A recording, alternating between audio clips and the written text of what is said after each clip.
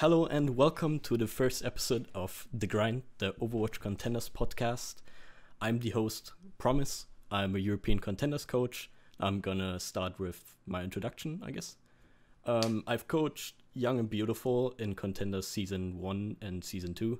I've been a player in Open Beta and the Season 1 of Overwatch.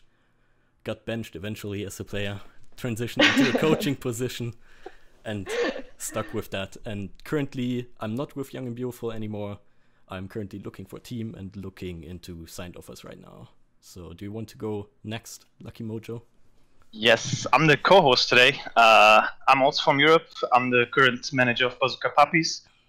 And yeah, as I said, my name is Lucky Mojo. I just recently joined Overwatch. I was formerly a Dota player, caster, analyst, whatever you want. I pretty much did all of it. And like for half a year or something, I'm now in Overwatch managing Bazooka Puppies. And well, yeah, I'm kind of looking for opportunities too, but I'm still the manager of Bazooka Puppies too.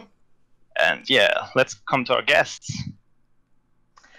Hello, I'm Wahlice. I am the team manager / translator for Fusion University, one of the NA Contenders teams, and previous Season 1 champion. And basically, before Overwatch, I was just a regular college student, but still I was very involved with esports and was just a huge part of the Hearthstone community and Smash Brothers. And then I transitioned into Overwatch when it kind of became the big thing. And then before Fusion University, I kind of volunteered to work with the Renegades team and Mosaic / Six Snakes. I was doing a bit of translating work for them. And this is where I am now. I am with the best NA Contenders team, Fusion University. ioStux, you want to take it? My name is ioStux. I coach XL2 Academy in the NA Contenders League. I coached some teams before. We weren't super good, but apparently good enough to get, picked up by Academy. And we're also a pretty good team, I would say. It's gonna be a close finals match against Fusion. I think they're decent, kind of. But we have more Koreans, and we have the highest Symmetra win percentage in the contenders. How many times did you play? Once? Enough. Enough to be a percentage. Don't get into details. We want to keep this story short. Okay, right? okay. And I think, that's me. Yes. The team All with right. more Koreans on the roster.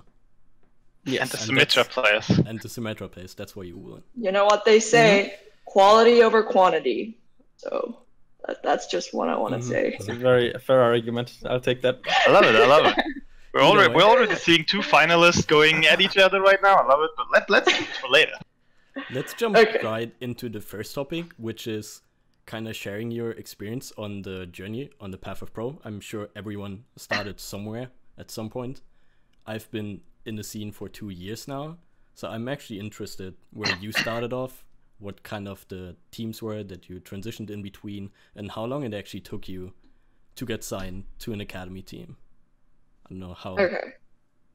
You want to go first? You wanna? Okay, I'll go first. So as I mentioned in my introduction, I worked with Renegades, and it was a open division team that got into trials, and I was just doing a lot of translating work for them because it was at one point a full Korean roster plus Louis, so I was doing a lot of translating work for them, and then I transitioned from that to working / volunteering for Mosaic / Six Snakes to translate, and since they had a Korean coach with all English-speaking roster, I was doing that for a little bit, and then it took me about 3 months to get in contact with Fusion, and they signed me to become their translator. Later, after Arrow got picked up by Dallas Fuel, I became the team manager, and now I do more of scheduling, taking care of players, and just the regular managerial duties that everybody seem to love / hate. I handle all of that, and on top of that, I do a lot of translating work, and that's how I transitioned in this field. So I might actually ask, sorry for interrupting, but generally esports, you're already talking about Hearthstone and Super Smash, which by the way I really find cool. I've never actually met someone who comes from that, and I love that esport by the way. But how did you even get started in esport? That would also be pretty interesting for some people. Seeing how you got into everything. I mean, I know a lot of people in this industry, they grew up playing games. You know, like there's a joke that like everybody says, if you can walk and you're Korean, like you're handed a computer. Like I'm not kidding you. I started playing StarCraft / Diablo when my dad got us our very first computer, which was in like 2001. I was in first grade.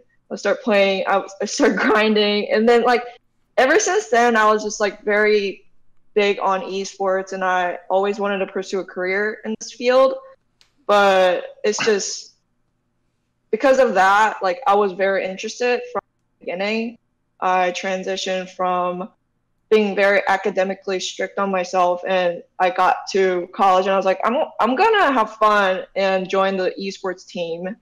And I started working with the Hearthstone division / Smash Brothers division, and like we did like collegiate tournaments and stuff, and that was just like a lot of fun for me. And I saw that esports, this industry has like a lot of potential in becoming like one of the biggest business fields in the current stage. So I'm just wondering, since you pretty much, it sounded like your transition from not being in the Overwatch scene to actually getting signed to an academy team was rather fast compared to other managers. Because I know people that have been in the scene since open beta or even closed beta, and they are not signed to an academy team. So is that because you offer that kind of translation work, which maybe makes you more attractive for teams to be picked up? Is that definitely? Yeah, I mean, like let's be honest, this is a pretty like Korean dominant esports field, like compared to any other esports divisions. So me being able to speak Korean fluently really enabled me to succeed at a very faster pace than the other people in this industry. So how long are we talking right now? You said you started working with Renegades, which is an open division team. When was that roughly? That was January. So and then I was brought on to Fusion mid-March. So yeah. Okay, that's a really fast transition. It's a really fast transition. But the thing is that like I have the ability to translate Overwatch terminologies, and I do VOD review like with coaches. I can fluently talk to my Korean players and let them know like, oh, this is what Coach Arrow wants you to do in this situation. Like that's like where me and just like a regular translator are different, because I have the Overwatch knowledge. I've played it for like 2 years so far. It's not as long as like a lot of people have played, but like I've been loving like streams and like tournaments. So like I know like all these terminologies, and I'm able to explain to Korean / English speaking players like fluently and have them understand. So I think that was like one of the biggest like assets to me. Okay, what do you think from your past experiences in esport? What do you think helped you the most getting into Overwatch? Like how, like it's a very different esport to what you've been practicing before. What do you think helped you the most getting into it? Like what do you think, what kind of traits are important to get into an esport? So Hearthstone and both Hearthstone and Smash Brothers Melee, I've played a fuck ton, like a lot. Like I'll spend days and nights just playing, just grinding, and like that's what happened with me in Overwatch too. Like I just really like assimilated myself into that environment of like, oh, I want to learn this game, like everything about this game. So I had that mindset with both Hearthstone and Smash Brothers, and I think that helped me transition into Overwatch and carry that mindset over to Overwatch, since it was like the thing, you know, a couple years ago, like the very first like FPS game that was like, holy crap, like this is like the game, like it's so fun, like it's so team interactive. So like I kind of carry that, oh, I want to study this game as like a subject mindset into Overwatch, and I think that helped me really get the position that I'm in right now. Cool. So maybe we jump over to ioStux. You started out as a YouTuber before, and eventually decided to transition into a coaching position, and eventually ended up on XL2 Academy. What was like the kind of deciding moment for you when you went from, hey, I'm doing YouTube videos, to, hey, maybe I actually want to coach this game competitively? Well, I guess I think I need to start why I even started making YouTube videos. So I went to university back then, which was great, although I was kind of bad at it.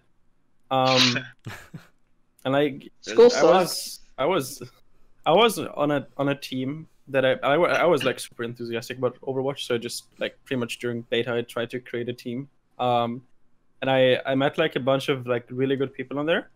And one of the people on the team, he was like, he's Swedish, so he was always complaining about how garbage everyone else was, and he like jokingly Swedish said, master race esports. Whoa! And he said, you know, this game is garbage. Like maybe I should do YouTube videos to like fix people. And then it kind of turned into a bet almost, where like we would both create YouTube channels. I think you might be able to figure out that I won that bet. So I. Do you want to give a shout out to your friend? He's remind him growling it, and I don't think he like actually ever made a video or anything. He just kind of gave up. But he's a good guy. He's a good player as well, kind of. Kind of. So. Kind of. I used Reddit, and they liked it, and then I made more videos, and Reddit liked it even more. And then someone, you know, in the comments was like, "You make nice videos. Can I give you money?" And you know, I feel like there was kind of foreshadowing almost. But I didn't just want to like take money because I would feel kind of homeless. So I was like, okay, I'll take your money, but in return, you have to get coached by me. So I started the Patreon and I offered coaching for people who gave me money, and it kind of just grew and more people wanted it. And then I had to like get on a different website, but the website was garbage, and then I had to create my own website, and it was pretty good. And while I was doing that, I figured, okay, you know, telling platinum players that, you know, standing on high ground is a good idea gets kind of boring after a while. So I started looking into teams, and I joined Lucker Dogs, which was my first, I guess, competitive team. And it's very interesting because I actually had like a lot of, I guess, offers from like multiple teams. And one of the offer was actually from a fellow German called Immortal, who's currently at Gamescom. He like asked me to coach his team. But I guess I kind of knew that like I couldn't really do my private coaching and like coach a European team at the same time because it would conflict with the time zone. So I joined Lucker Dogs. We played games, and then we got picked up by Panda Gaming, which was not good because it's one of those orgs that doesn't pay you, so you're kind of just a marketing billboard. But yeah, so like I stuck with them, and then I joined like some more teams in between, until most recently I joined Flow. And with Flow we got like decently far, not as far as we'd liked. Like we got to open playoffs, but we kind of fed super hard. And then I kind of like, I was pretty close to giving up. Not like super give up, but like at least take a break. But then, and this is actually great. So I still did my private coaching in order to like buy bread and deodorant. And I got a session. The two essentials. With someone called Fuchsia, like the color Fuchsia. I don't know how to pronounce it. Yeah, that's correct. And he was like, you know, are you okay with me recording the session? And I'm like, yeah, whatever, do your thing. And then at the end of the session, like he was a decent player. I think he was GM something like 4.2k-ish or something. And he was like, yo, I know someone. Can I like send this to that person, right? And I'm like, whatever, yes, if you want to. And then like two hours later, it turns out that the person that he sent the VOD to was Kita, who was the coach for XL2 Academy during season 1. So she liked the private coaching session that I did with that guy, Fuchsia, and she was like, do you want to trial? And it's actually very interesting because during that period, XL2 was having tryouts already, and they tried like 50 people or something. I actually don't know, like a lot of people. But I wasn't invited because I'm garbage until I got that that connection. So I was, I guess, the 51st person in that tryout, and I did pretty well. I don't want to mention any names, but I outperformed like a lot of people you guys might know, which was pretty sick. I only didn't outperform one person that they ended up taking, but then that person got picked up by Owl, and then they were like, "Hey, you're our second best, I guess. Do you want to like come in again?" So I kept on trialing for them, and then they were like, nice, we kind of want you. But then during that same time, another team was also like, hey, we kind of want you. And I'm not sure if I'm like allowed to talk about what the second team was. I'm just gonna keep it to myself to like stay safe. But like they were pretty like two high profile teams, and then it kind of got like back and forth, and in the end, clearly XL2 was the superior team in every single facet, so I had to go with them. Actually, no, it was pretty like it was very, very close choice. 2 minutes. It could have gone either way. But I just felt that like the tryout that I had with XL2 was longer, whereas the tryout with the other team was very short. It was only like for a day. So I just figured that, okay, the contender season is starting. I'm just gonna go with the team that I've worked with, for longer. And then I got paid. Great. Yay! Money is good. Money is great. Spend it all on potatoes. That's me. Pretty interesting. Starting off of YouTube, actually, like, I think you had a good time of starting with YouTube, because when did you exactly start with your YouTube videos? September 2016. Oh, so very early. I guess that's always the bonus. If you start off early, especially with something like YouTube, and the scene doesn't even have anything like coaching or something, and you're just like making the best content at that moment, especially using a platform like Reddit, I think that was a pretty good idea, pretty good thing to do. I guess that's one way to start off, to show yourself, to present yourself. And that's like always what I recommend to like other coaches as well. That like you need to figure out how you can kind of create a platform to show off your skills. Like it's not just enough to like be a good coach and like tell others that you're a good coach. It's always a good idea to kind of like show people like to like create something that you can give to kind of show them like, hey, I know how to talk, I know how to communicate, I know how to like create stuff that's helpful to people. And like all of that, actually I didn't expect it, but like when I was writing my resume for XL2, like they actually told me I should like put my private coaching and like my YouTube stuff in there, because it does actually like make a difference, and it does actually make it look better, which I didn't expect. So would you say there's advantage in the platform you choose? Because there's obviously multiple ways you can kind of present yourself. Because I'm coming from a standpoint, I've been pretty much only grinding coaching. I've never like been in content production at all. Would you say there's like, I mean, Jane went the Twitch way. He made mainly like Twitch streams. You went the YouTube way. There's a lot of analysts trying the way of like posting on Reddit. Would you say there's like an advantage in the platform you choose? I personally think that video content has a slight edge over written content, because if people can hear your voice and they can hear you talk about the topic, I think that tells them a little bit more about how you're going to function in a team. Whereas with the written content, for all they know, you could have gone over that like 50 times to make it sound super, super perfect, right? So I think video content has the edge. However, if you want to reach as many people as possible and you want to get upvotes on Reddit, usually written content has an easier time, because people are like, especially like they browse Reddit on their phones most of the time. So a lot of people kind of hesitate taking on a YouTube video, and even if they save it, they usually don't bother watching it afterwards. So if you want to reach as many people, then like written content is usually better, which is why I actually did a mix of the two. So a while back I did some like work from my portfolio, and I did both. I had like an hour-long video where I went over the map like visually, but I also had the transcript of that analysis like available as well, so people kind of had the choice, which is like very time consuming, but I think that's like the optimal way to build your portfolio. Yeah. So Did they have like something special prepared for you while doing your tryouts, or we're just like sitting there and like just telling people like, well, maybe do something like this, maybe do something like that? Pretty much. They just told me to like come in, do my thing. Like I was free to do whatever I wanted, pretty much. And like Promise actually like kind of gave me some advice, I guess, like to be like more German and more dominant with your character, which actually worked really, really well, because with the Korean work ethic, you can't show that you're like unconfident or anything.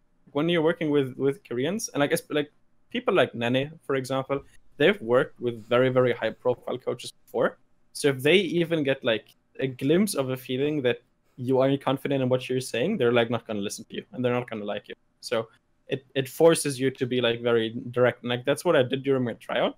And I think that's kind of what gave me the edge in the end, because like out of all of the tries, like I knew the other people trialing because screenshots got leaked. And like some of them had like so much more like contenders experience and stuff than me. But apparently they just like they just weren't, I guess, a good fit for most of the players on that team, because the players in XL2 are really just looking for like raw, direct feedback. Like they pretty much just want you to, like it's almost like masochistic. I guess they really want you to, you know, tell them what they're doing wrong and how they're garbage and why they're garbage and all of that. yeah, from my experience, the higher profile players you work with, the more direct and blunt feedback they want from you. Like they don't want you to kind of make it sound nice. They just want you to break it down to basically actionable points for them to work on. So I just realized they don't want you to like sugarcoat it at all. They just want you to just like, hey, your deflect right here was absolute shit, and they're like, all right, cool, we won't do it again. Like just like things like that. ioStux just like saw right through it. Like higher profile like players, like Nene's been in Apex and like he was on Lunatic High, and like who are you? Like he is like hands down, like it's a very subjective view, but like he is like one of the best like Genjis in the world. He doesn't like any like beating around the bush feedbacks. He just like wants it, or like he just doesn't want any like feedbacks at all, because he wants to figure it out himself, just playing ranked or just like in scrims. So like there are like two definite cases of like Korean players. Yeah, I think that's like the major difference between lower tier players just starting out in their competitive career and these experienced veteran players that have been playing in contenders or Apex or whatever tournament for such a long time. They just want you to be very blunt with them, direct. Just one more question, ioStux. Would you say that a coach should rather go the content production way and should rather try to build a portfolio that way instead of actually coaching teams? Or would you say that you should kind of make a mix out of them, or should you just do it my way? Like I've been coaching for 2 years now. I've never went into that direction. I think you need to do a mix. You shouldn't just do content creation. That's really bad, because content creation doesn't teach you how to like actually be a coach. I think only content creation works for an analyst, maybe, but like for a coach, you need to actually work in a team environment to learn how it works, I guess. You still have to do some content just to kind of have something to present like as a portfolio, or just like so that people kind of start knowing your name. But like the main focus should always be actually coaching teams, because that's when you make connections to other, you know, players, to other staff members that you can kind of network with, and you get actual experience working on a team and trying to fix it. Okay, cool. I also have one question, and that's something that we kind of mentioned already, the pressure. Like, you're a guy who's been trialing for pretty much like lower tier teams, and then you get into a team like XL2, and then you have all these stars, like you have all these great players. And there's two sides of the medal. Like, first of all, did you feel a pressure while trying to coach these famous, known people? They might even have more experience, know more than you. And on the other side, how does it feel with the players? Like, do they actually like? Do they accept you? Do they? You know, the pressure of like both sides having this coach, and you actually have to listen to him because he's working as the coach now. They've decided for him, and also for you, like trying to coach a person who might know more than you? How does this relationship work? Regarding nervousness, I actually, like, a long while back, like this was before academy teams were even like properly set, like for season 1. I actually got messaged regarding, like, I don't know if it was Houston Outlaws or Optic Academy, but either one. And like I was pretty much offered like a trial by someone from their org, and like the trial kind of got blown off eventually because a certain someone likes ghosting people.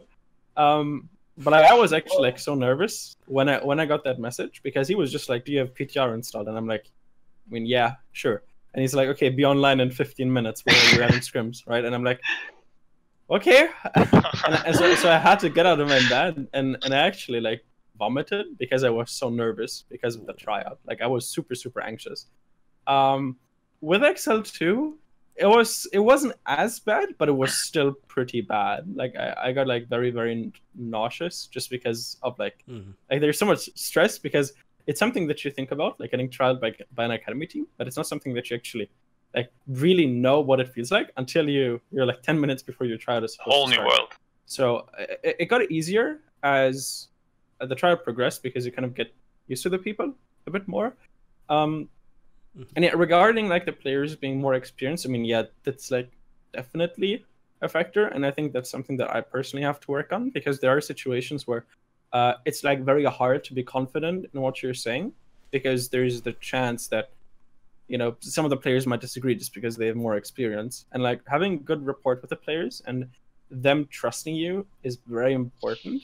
So it's kind of this like the stretch, because if you're overconfident, then you might end up saying something that they'll disagree with, and you're like very stern by their opinion.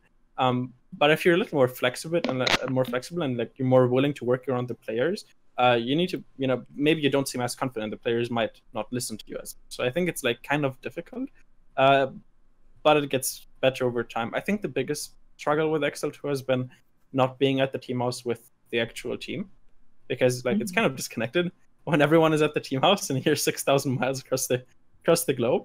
And the time zones. Yeah. Yes, it's like 2 p.m. in Los Angeles almost, and it's like what 11 p.m. in Germany. Yeah.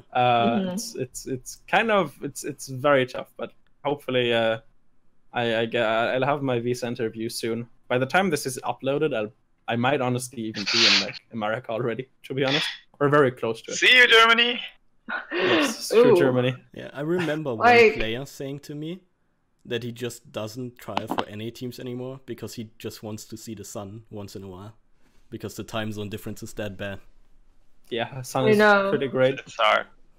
Like when I was in Korea doing management work for like however long I've been with Fusion, like the time difference was so like drastic. Like I would have to wake up at like 5:30 in the morning or like 4 in the morning, and then like I couldn't like function. Like I'll do VOD review, do scrims, and talk to the players afterwards, and I'll just sleep through the whole day, and I'll wake up at night. Like it just kind of like messed with your like just livelihood almost, just being apart from NA. Like it just like that kind of like we get the short end of the stick, you know, like EU and like Korea and like other regions, like any staff members, like coaches, managers, like we get the short end of the stick if we like want to like work for an NA team, you know. That kind of blows. How long did the visa process for both of you take? Like you're in America right now, and ioStux is going to hopefully soon. Hopefully. Like how long? long? Wahlice, you can start. Wahlice. Oh my God, your name. Wahlice. You can go first. Wahlice, yeah. Your name is harder than hers, man. Come on. ioStux. I mean, my name is very. See, like it's very intuitive. It looks a little dumb, but it's intuitive. But like, when I first saw your name, I was like, how is Wahlice any more difficult than ioStux? It is much more. Can you do us a favor and explain us again why your name is ioStux? So I studied computer science for a whole semester, which makes me the most. Which makes me the IT specialist in here, you know. Been there, done that too. Debatable. And so IO you might have heard, IO means input output, and Stux is actually like I think it's Russian or like Soviet or something, computer virus that like pretty much overclocked the factory and kind of destroyed it. And I thought it sounded cool, to be honest. I was watching, like, IDDQD, to be honest, to this day, is still kind of the player that got me into esports a lot because I was watching his stream back then. And I thought his name was really, really cool. And when I was making... Again, my pop... You like IDDQD? Yes, I still like him, dude. He's a good lad. And like... I mean, the name, not the player. I like the name because I like the name a lot. Like, I don't care. ID, like, I just think, like, I don't know, I like names that... I liked it. And then I was like, I want a cool name too. And I remember actually very fondly, I was watching like a Counter-Strike tournament, and like they were playing on Train, and I was just thinking about, what would be a cool name. So I kind of, like, at first I wanted to call myself, like, instead of ioStux, I wanted to call myself ioKane. But then I figured out that that's like a drug, apparently. What? So I didn't want to call myself ioKane. And then, I just searched for like famous computer viruses because I figured it would fit to the IO, but all of them were kind of like, they sounded like super lame. But Stuxnet was like one that sounded pretty decent. I chose Stux. ioStux. Stux. All right. ioStux. Input and output some virus. Well, Overwatch. let's just Alright. wrap the first topic up with you answering my question of how long did the visa process take for you? How long did you Yes, I'm very sorry. No, it's cool. My visa process started in early... I don't even know, dude. July? Yeah, I think early July. Yeah, early July. I'm pretty sure. 2 months. Yeah, and it's been like going since then. It's like very slow. On the 17th this month, the petition. So the way a visa works is first you need to go to the USCIS. You need to file a petition to like so that you're even allowed to like apply for visas. That's like something you only have to do once, and after that you have to like apply for the visa. Once you have the petition approved. So I have my petition approved, which means like I won't have to do that like ever again from now on, as far as I know. But now I need to like actually apply for the visa. So I have my appointment. Like you need to do a little interview where they just ask you some basic questions. And I have that this Monday, which is going to be great. And needless to say, it's very unfortunate because the German U.S. consulate, it doesn't really go by a very Los Angelesan time scale. So I'm gonna be a little ineffective during scrims because I kind of need to, go to a consulate at like 3 a.m. LA time. But yeah, after that it'll take like a week, and then I have my visa. I already talked to Blizzard. I'm pretty sure I can say this. I don't think like they'll have anything against it, but. There are like already like I have a ticket for the contenders finals, and they're already like taking care of a flight and a hotel. Oh, cool. Should be good. How helpful was Blizzard or XL2 while the visa process? Like, do they Blizzard actually do something? Yeah, so Blizzard, pretty much the only thing that Blizzard had to do is like write like letters of like recommendation or whatever it's called. I don't know. It's like anyways, where they explain what the Overwatch League is and like why they need me pretty much.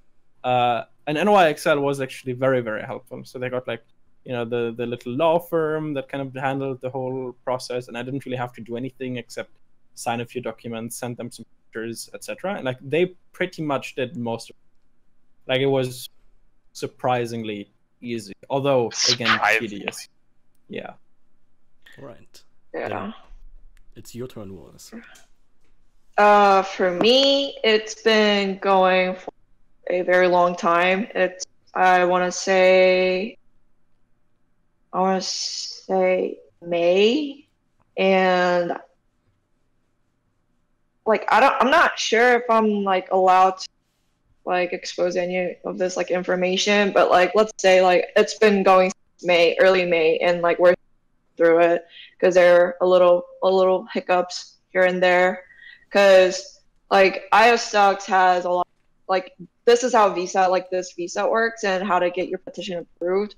Like if you have a record of like, if you can prove that you are a coach with a lot of experience, and if you can prove that you're a player with a lot of tournament experiences and just like experience, if you can provide them with like, oh, here is my portfolio or / resume of like me participating in this industry, and it's fairly easy, which ioStux has a lot of that since he's been like involved since 2016. But since I transitioned into the industry very quickly, like 3 months, let's just say it, 3 months, and then I got on Fusion. So like it's just taking a bit of time, and I mean I'm not really sweating it.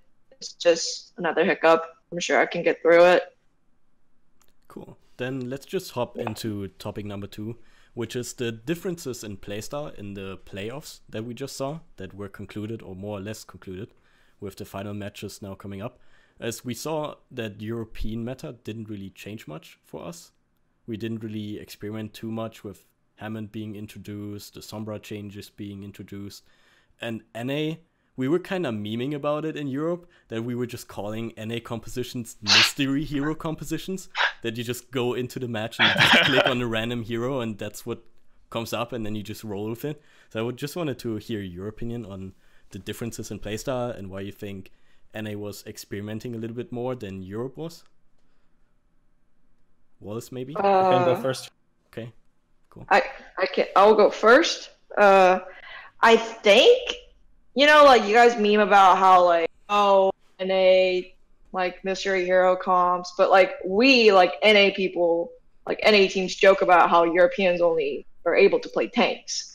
Like you guys, I knew you were gonna say that. I knew eventually someone. You guys don't know what fucking high ground. Shout out to Radio Bus. So like that's just like both regions like going at each other. But I think it's because I don't know. I don't like when players, like my players specifically, like flame European compositions and like European teams for like just sticking to tank heavy comps. I think tank compositions take as much mechanical skills and brain power as much as dive, but with dive, which NA seems to more favor and try out, we can do dive with a lot of different characters, so that's why we see these like mystery hero compositions. And I think both regions have their like pros and cons. Like, I mean, one of my favorite European teams is Gigante, and they play the shit out of tank comps. Like, they're amazing, in my opinion. And, like, when we're in Poland, we're scrimming against Gigante, and we just hit a wall. We're like, this is where NA dive style ends. Gigante just, like, stomped on us. Like, we're like, how do we play against tanks? Like, you know? So, like, I think the whole like argument of like, oh, like EU sucks, NA sucks, it's just kind of dumb. Like, I mean, that happens in every game. Yeah, it's friendly banter. But it's like, it like went above and beyond like friendly banter. Like in my opinion, after British Hurricane won against Fusion, like it was like an explosion of EU in my face. I was like, but that was a special case. That final match was basically EU has been working so hard for 2 years to prove themselves in Overwatch for 2 years, and I felt like everyone was just like, yeah, whatever EU. When EU won this match, it was basically EU proving like, yeah, we're actually not too bad. Like, you know, we're not the worst region. We can keep up with NA. I guess that was kind of a like that's why a lot of people like all the frustration. Inside of like all like exploded out. But yeah, I think I'm gonna be honest. I was happy too when I saw that game because I really felt like EU is kind of like this region where I wish there was more support, but that's not a whole nother topic. I mean, it was like double satisfying because British Hurricane as a team intentionally went into the match saying we're gonna run quad tank every single map. They wanted to prove the point of tanks being strong and tank compositions not being as like NA teams were like, haha, just take Junkrat, go on high ground, it's so easy. But apparently wasn't that easy, otherwise British Hurricane wouldn't have won that dominantly. I just want to like add one thing, that event match was a bit of a joke in my opinion, the way how it was set up. Like, my players had to play a finals game. Yeah. And literally we were given 10 minutes to rest. and all my players were hungry. They're like, we want to rest. And I was behind the stage listening to them. And at one point, everyone just went, I don't even want to play. Like, because they were just so tired from like having the adrenaline of like playing the finals match and then winning. And they're like, oh, fuck yeah, we won. Like, NA Season 1 champions. And then like they went in and like played 10 minutes and everyone was like, we're just so tired. Like, we don't want to play. Like, and then there were a lot of controversies behind playing quad tanks and classical NA excuse. Okay. I just had to do that. I'm sorry. But coming back to whole, tank. like, Coming back to tank, I actually think that's like in Europe it has been discussed between teams too. And I also talked to Radio Boy, who's the coach of Angry Titans, who also likes to play tanks, especially goats. Something that actually originated from America, funny enough, which has been abused in Europe since then. But looking back at tanks, I feel like I actually have an assumption. I'm not sure if it's actually true, but I think I know why Europe likes to play tanks while NA doesn't. Because if you look at tanks, playing tanks in the beginning, it's a comp that you can easily play. Like, getting into it, it's pretty easy. Mastering it is a whole nother question. Like, mastering it is pretty hard. Because as soon as enemies start running pretty, like, triple DPS or anything that counters it, like, you have to actually play good to still do something. The enemy's good. That's why I respect, like, Angry Titans and Giganti, who actually can play it, like, almost whenever.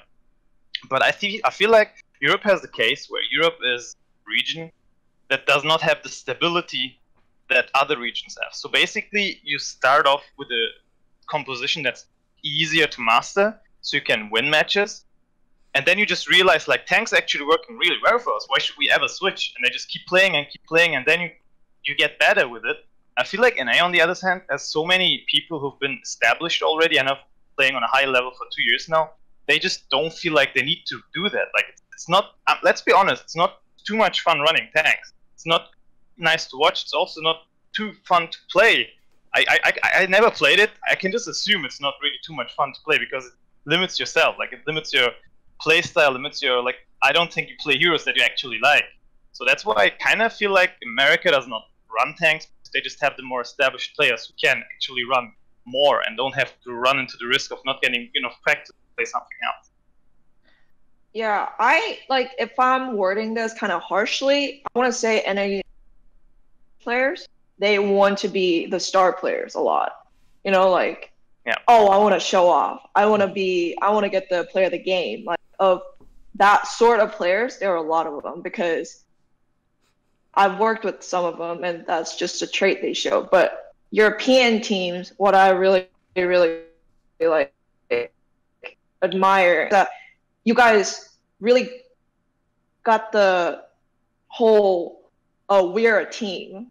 We have to work as a team.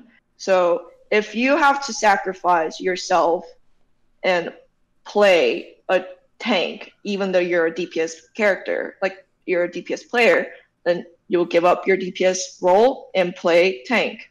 I think that's pretty cool that you guys have respect for each other to do that, and you guys have really, really good teamwork and that kind of bond. A lot of players are not happy to play tanks, but they get forced to play tanks. Yeah, but because they're not going to throw a team. I mean, they might, but they're going to do it for the team, you know? Yeah. So maybe... But a lot of NA players are like, I want to be the star player. And that's maybe like the difference in mindset, but maybe let's jump over to ioStux, who is like more the coaching perspective of the changes in the meta and how NA scene kind of perceived them and implemented them, and maybe how XL2 approached the changes in the team, because I approached the changes probably completely different than you would as a coach. So we had 1 week to prepare for the patch, and I guess you can take all of the teams and put them into one of two camps. You have I guess conservative teams that would just kind of try to see if they can use the comps that they were in previously on the previous patch and see if they still work. Like, they didn't try to be like very inventive. And then you had the more creative teams, I guess, who said, okay, we have no idea how to play any of these new characters. But screw it, we're just gonna try it out, see if we can see if it works. And instead of like trying to be super effective, they were abusing the fact that a lot of people just didn't know how to play against these new characters, especially with Hammond, for example. No offense, I saw that Beast Halo ran a lot of Hammond, but he was like feeding really hard, and I don't mean that in a bad way, because I don't really think that like at that moment in time anyone was not feeding on Hammond. Like he's an insanely difficult character to play, and it's like a fine balance. The enemies don't know how to deal with it, but you don't know how to handle the character either. So you kind of need to hope that it works. For some teams it does, for some teams it doesn't. I definitely like that people experiment, but I feel like in the semis and the quarters that might have been a bit too early. Now with the finals coming up, we have more time to prep, so I think that people are going to be a bit more confident in what they're going to run. I guess compared to EU and the whole myth of running tanks, it's not like NA doesn't run tanks. And as Wahlice said, like a big part is really that players are going to complain. But a huge part of it is as well is a lot of NA teams have Koreans in them, and they have been they've previously played in Korean contenders or in Apex, etc. So they look towards Korea to get ideas, right? If a European team would go to NA, they would probably look back into the EU scene to kind of get their, because that's what they trust, right? So Korea is just not a region that likes running a lot of tanks, because tank comps are comps that are easier to execute. Like they're more consistent, pretty much. But they're also like more very comfortable to play. Exactly, but they can also be like so you don't rely on like a certain star player always making a play. It's just the entire team just needs to play cohesive. They need to communicate correctly together, and that adds a lot of consistency. Dive, on the other hand, has like it fluctuates a lot more. If you play Dive, you can feed super hard, and you can get shut down every blade. Every single dive gets shut down, or you can just roll your way through a map. But if you have players, and this is like my honest opinion, if every single player plays perfectly, he communicates with his teammates, if machines could play Overwatch and you would just let that run for a couple of years, in the end, Dive would 100% be the comp. Like that's, from a min-maxing perspective, be the optimal comp. Yeah, right. Obviously, the reality is different, right? There are a lot more factors going into it. So that's what people in Korea run, because they want to run what's most optimal. They put a lot of practice. They have that coordination. Korean in of itself is a language that is very, very efficient in Dive because of how short the sentences can be. So these Korean players, they're looking over to Korea contenders, and so they bring that Korean meta over to NA. They say, when I was in Korea, I played a lot of Tracer, I played a lot of Genji.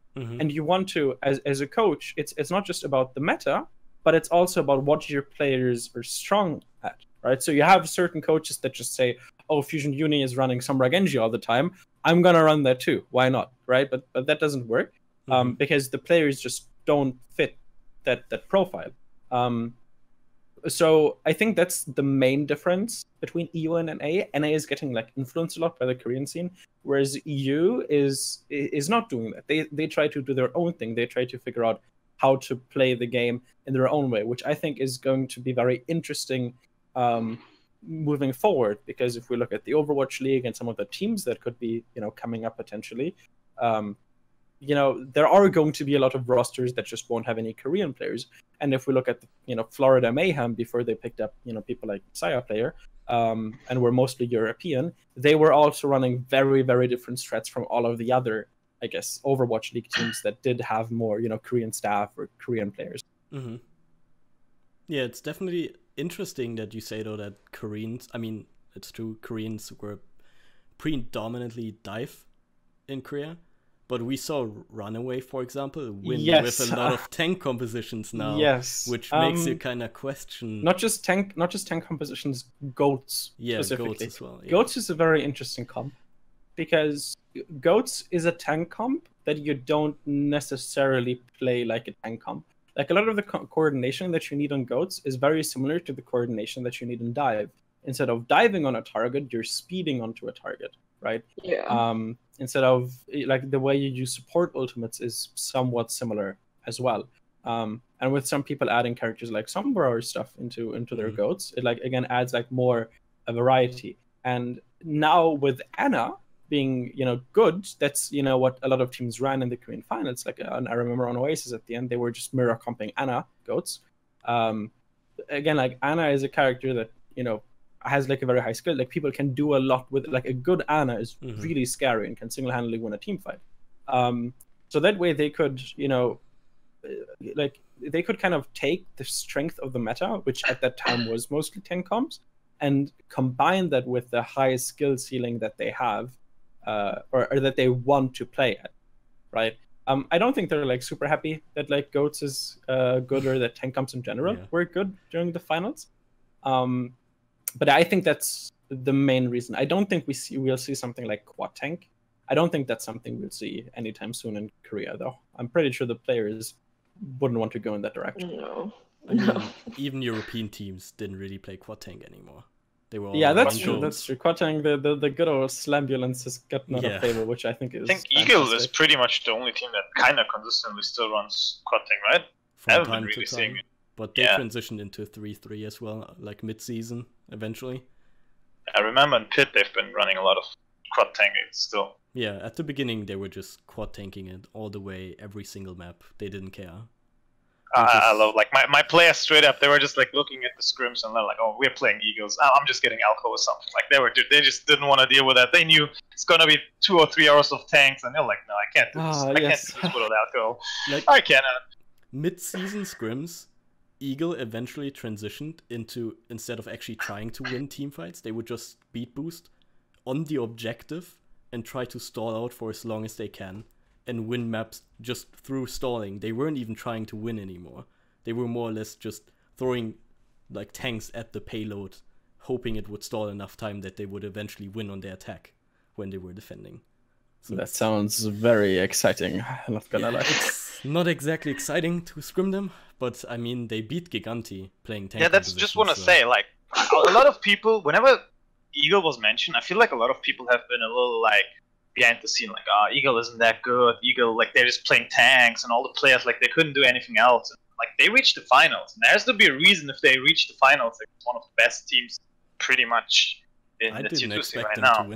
Like, yeah, exactly. No one did. I don't think anyone would have bet on Eagle, and if they managed to defeat them, and they managed to come to the finals. I guess from 9, like, if they had 10 games, they would probably lose 8 games, but that was the one game they won. And this means something, that what they're playing and what they're doing works.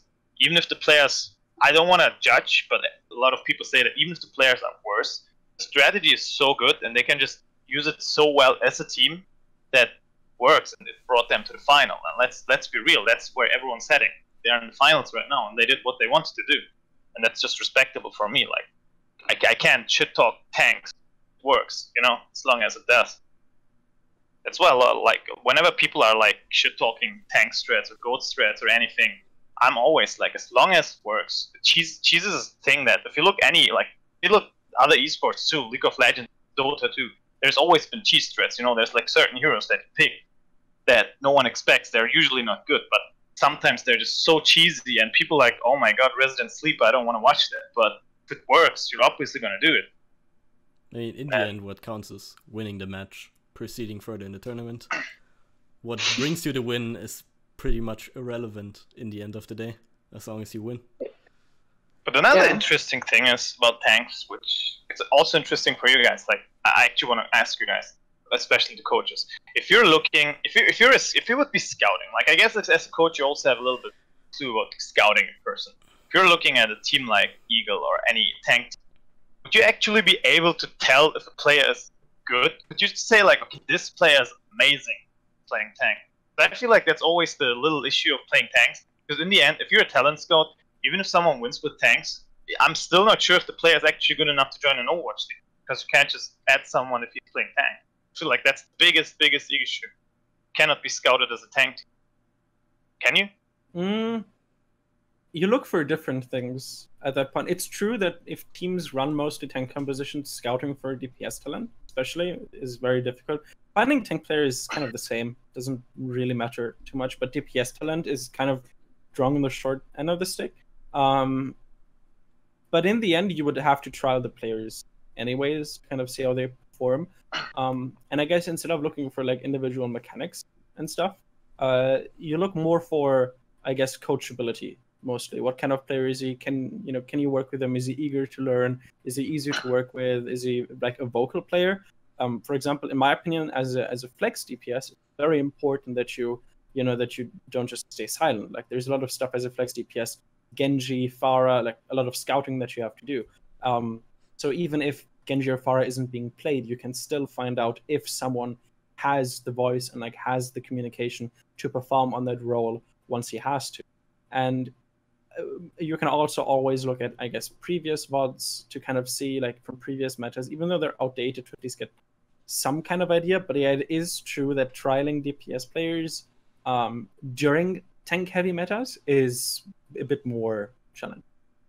Yeah, I think it's pretty much only for the DPS role, where it's kind of hard to tell, especially if you're, like, looking at a flex DPS player, and you see him, like, on Brigade the whole time, and then maybe he swaps to a Hanzo if they play triple tank Hanzo maybe, but that's pretty much all the hero pool you see from a DPS player.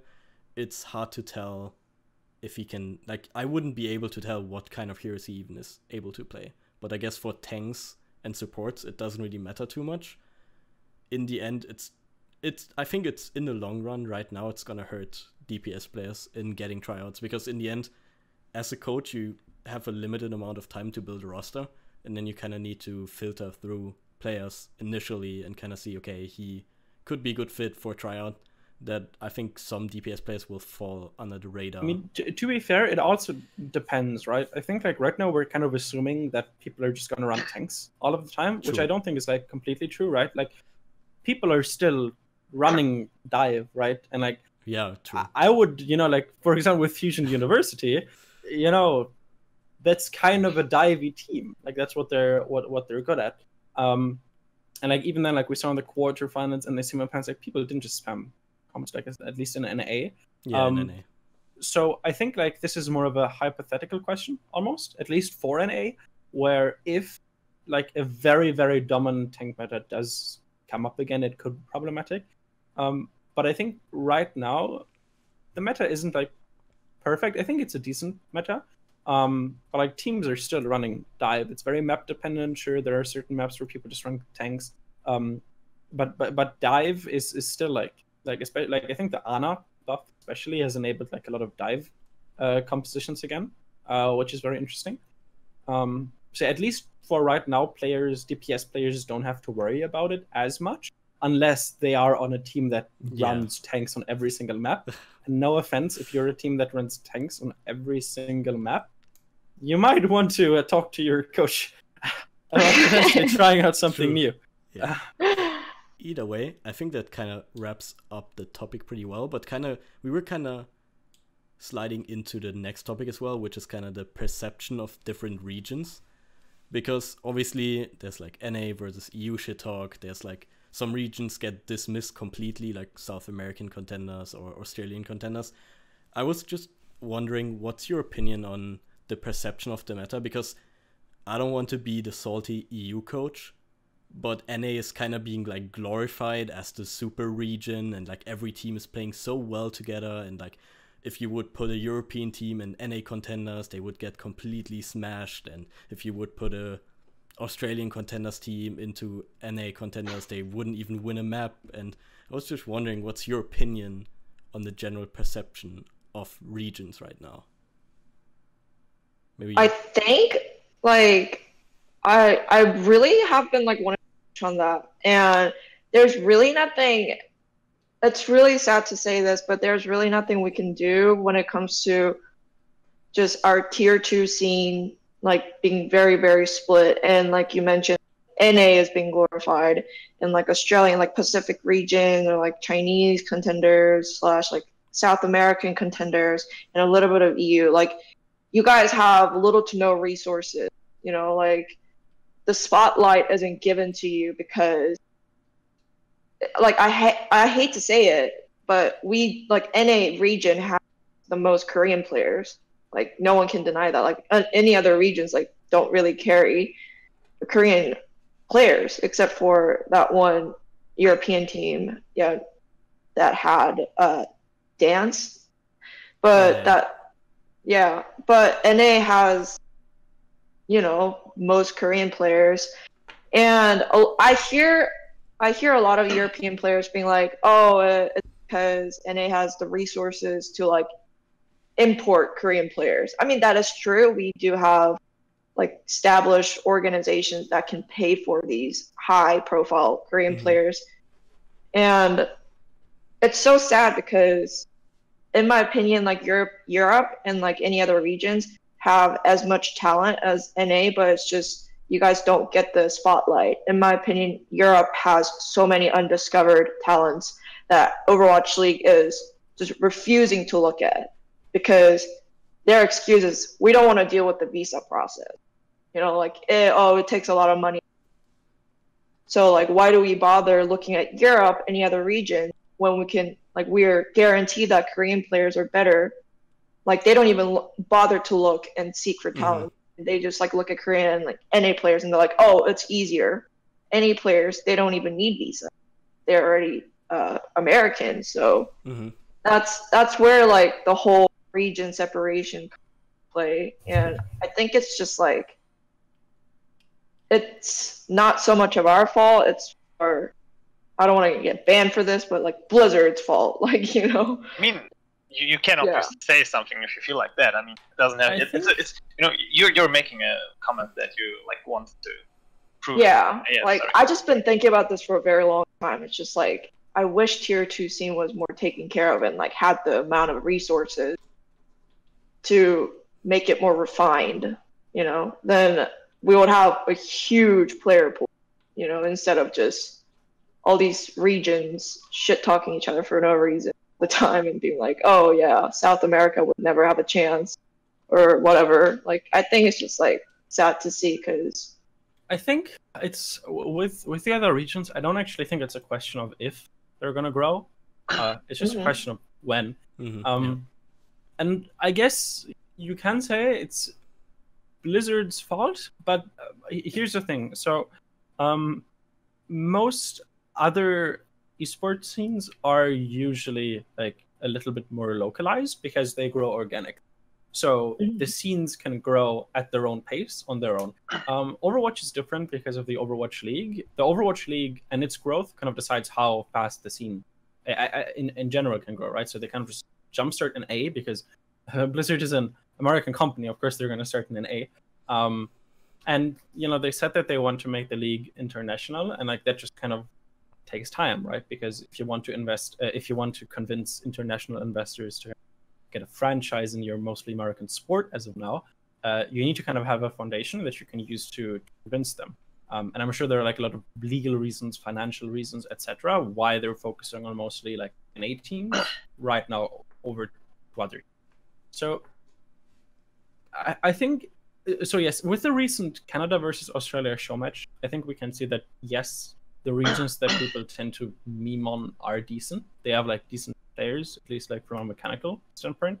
But it's, and like, yes, of course, you know, regions like South America, it would be great. They had a land, like the audience, like some people honestly don't even realize, but the viewership amounts that like South American like contenders would get is insane. Exactly, right?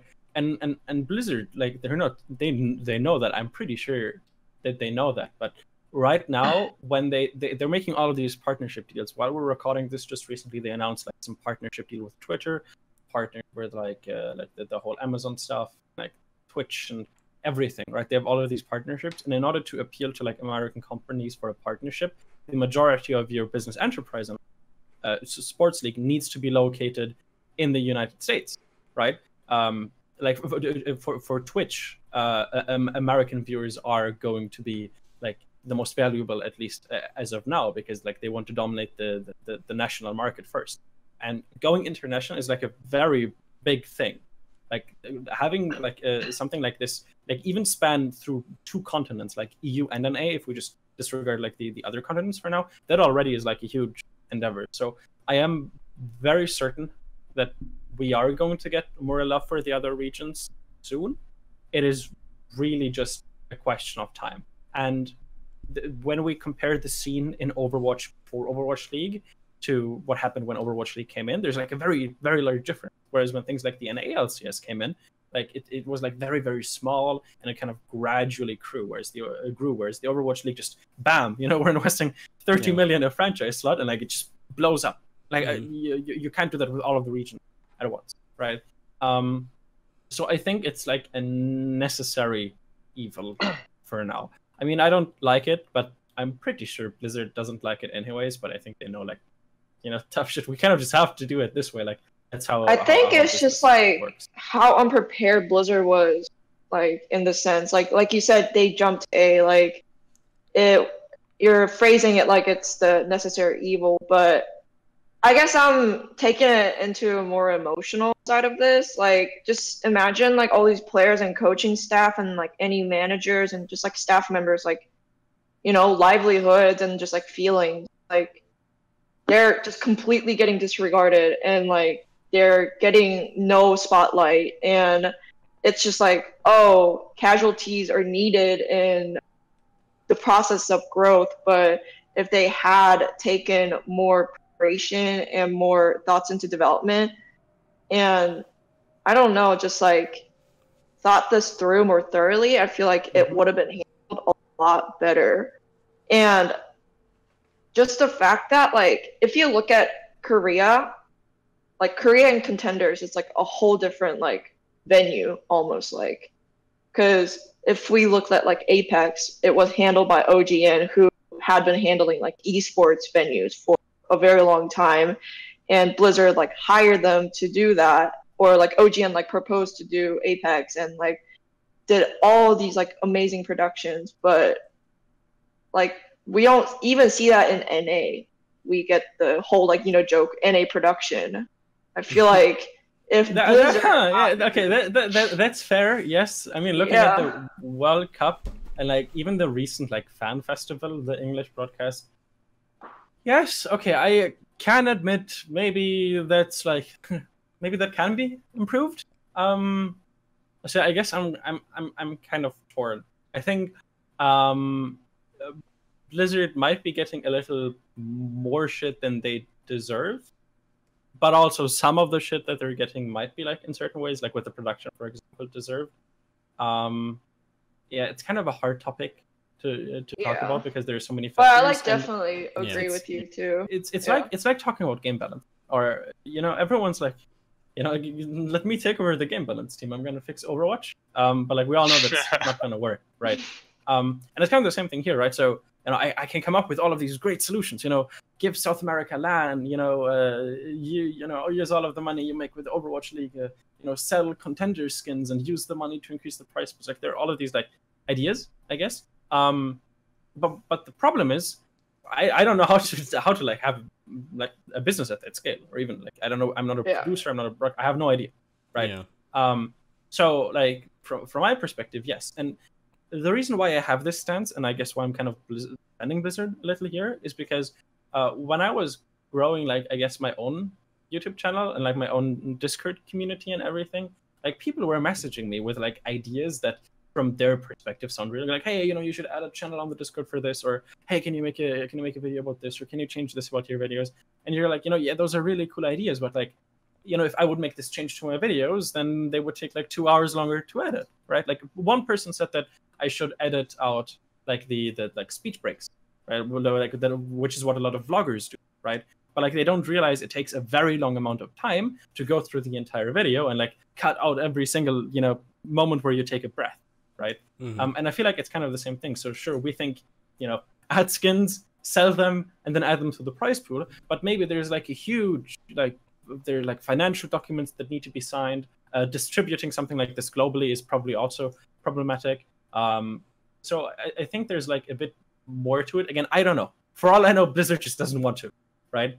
But it could also be that Blizzard really wants to. They just can't, or they don't think it's feasible as of now, and they're like planning on doing it, which brings us to like, if we talk about the contenders, the payments as well, and like, when I went through the visa process, for example, I thought like, visa for easy clap, like you just go there, talk to someone, they give you a visa in 3 days, but then I need to wait like 90 days until they like approve my petition, right? And they're like all of these forms, and I have no idea why I'm signing all of this garbage, and I'm just worried that like the same sort of stuff is also stuff that Blizzard needs to go through, and like they are doing all of these things, and I can imagine that it's very frustrating because we keep saying South American LAN, add more franchises, all of this stuff, and like who knows, maybe they are already on it, maybe they're already like starting the process to do these things, but then negotiations take a month, and then like finding the right broadcasting talent, maybe that takes like 2 months of trials, right? So for all we know, like they already have a South American broadcasting plan,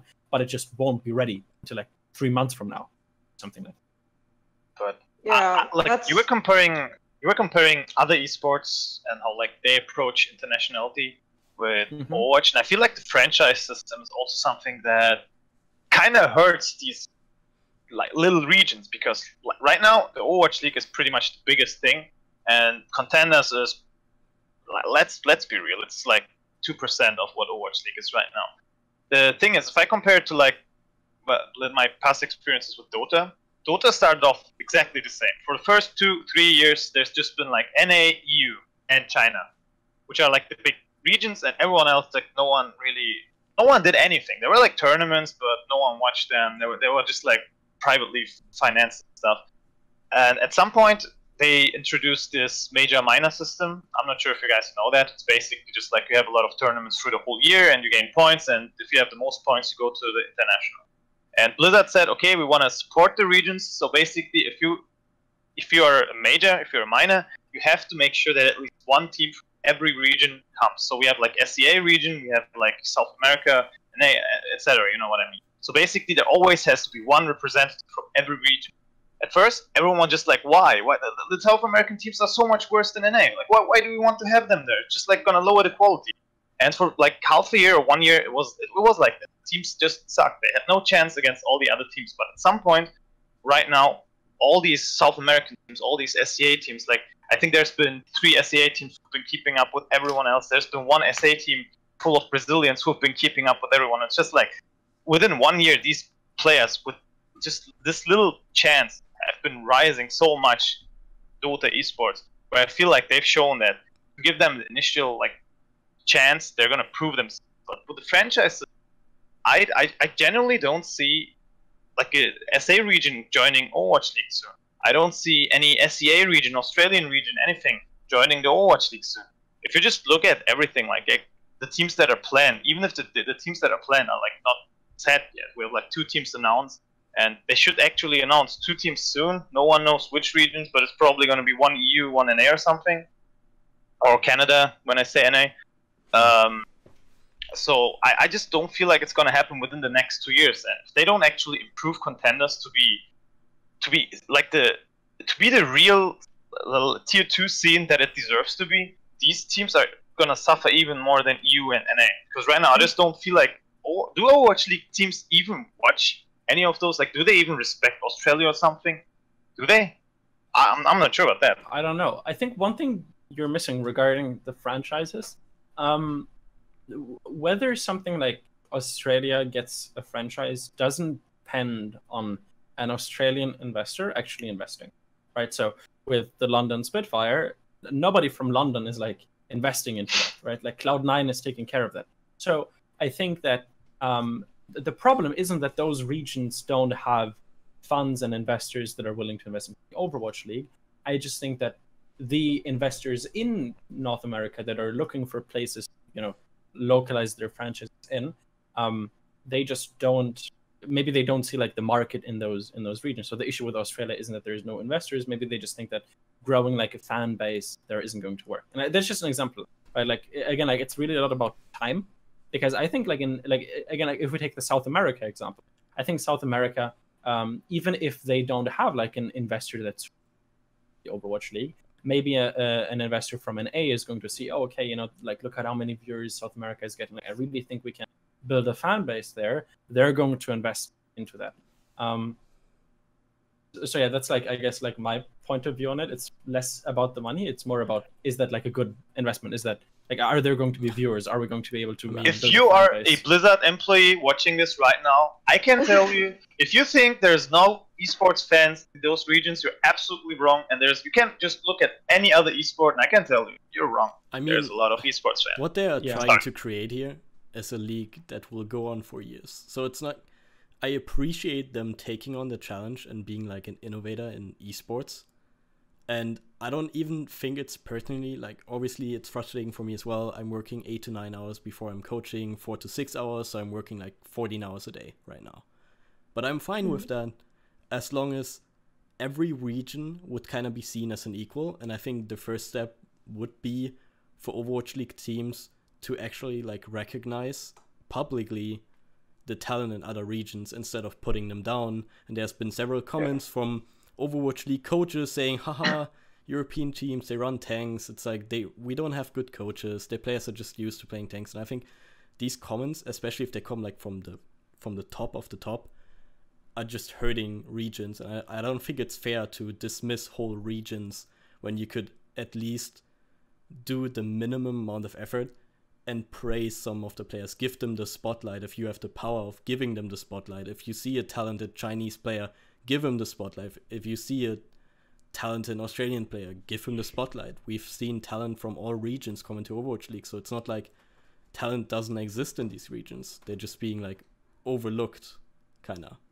And that's like the only thing that's frustrating. Obviously, the infrastructure is shit as well for us right now in Europe, but that's gonna change. That's not gonna stay like that for another year or 2 years. It's gonna change eventually. Definitely will. That's why I love World Cup, because even if even if you look at the venue and everything, it looks shit. I still feel I was so happy when I'm looking at Reddit and there was like, they're not talking about the obvious players. They're like, oh my god, Tayo from Japan and stuff. He's been so amazing. They've been playing so amazing. I'm happy about that, because I know these players, they're getting the recognition they deserve.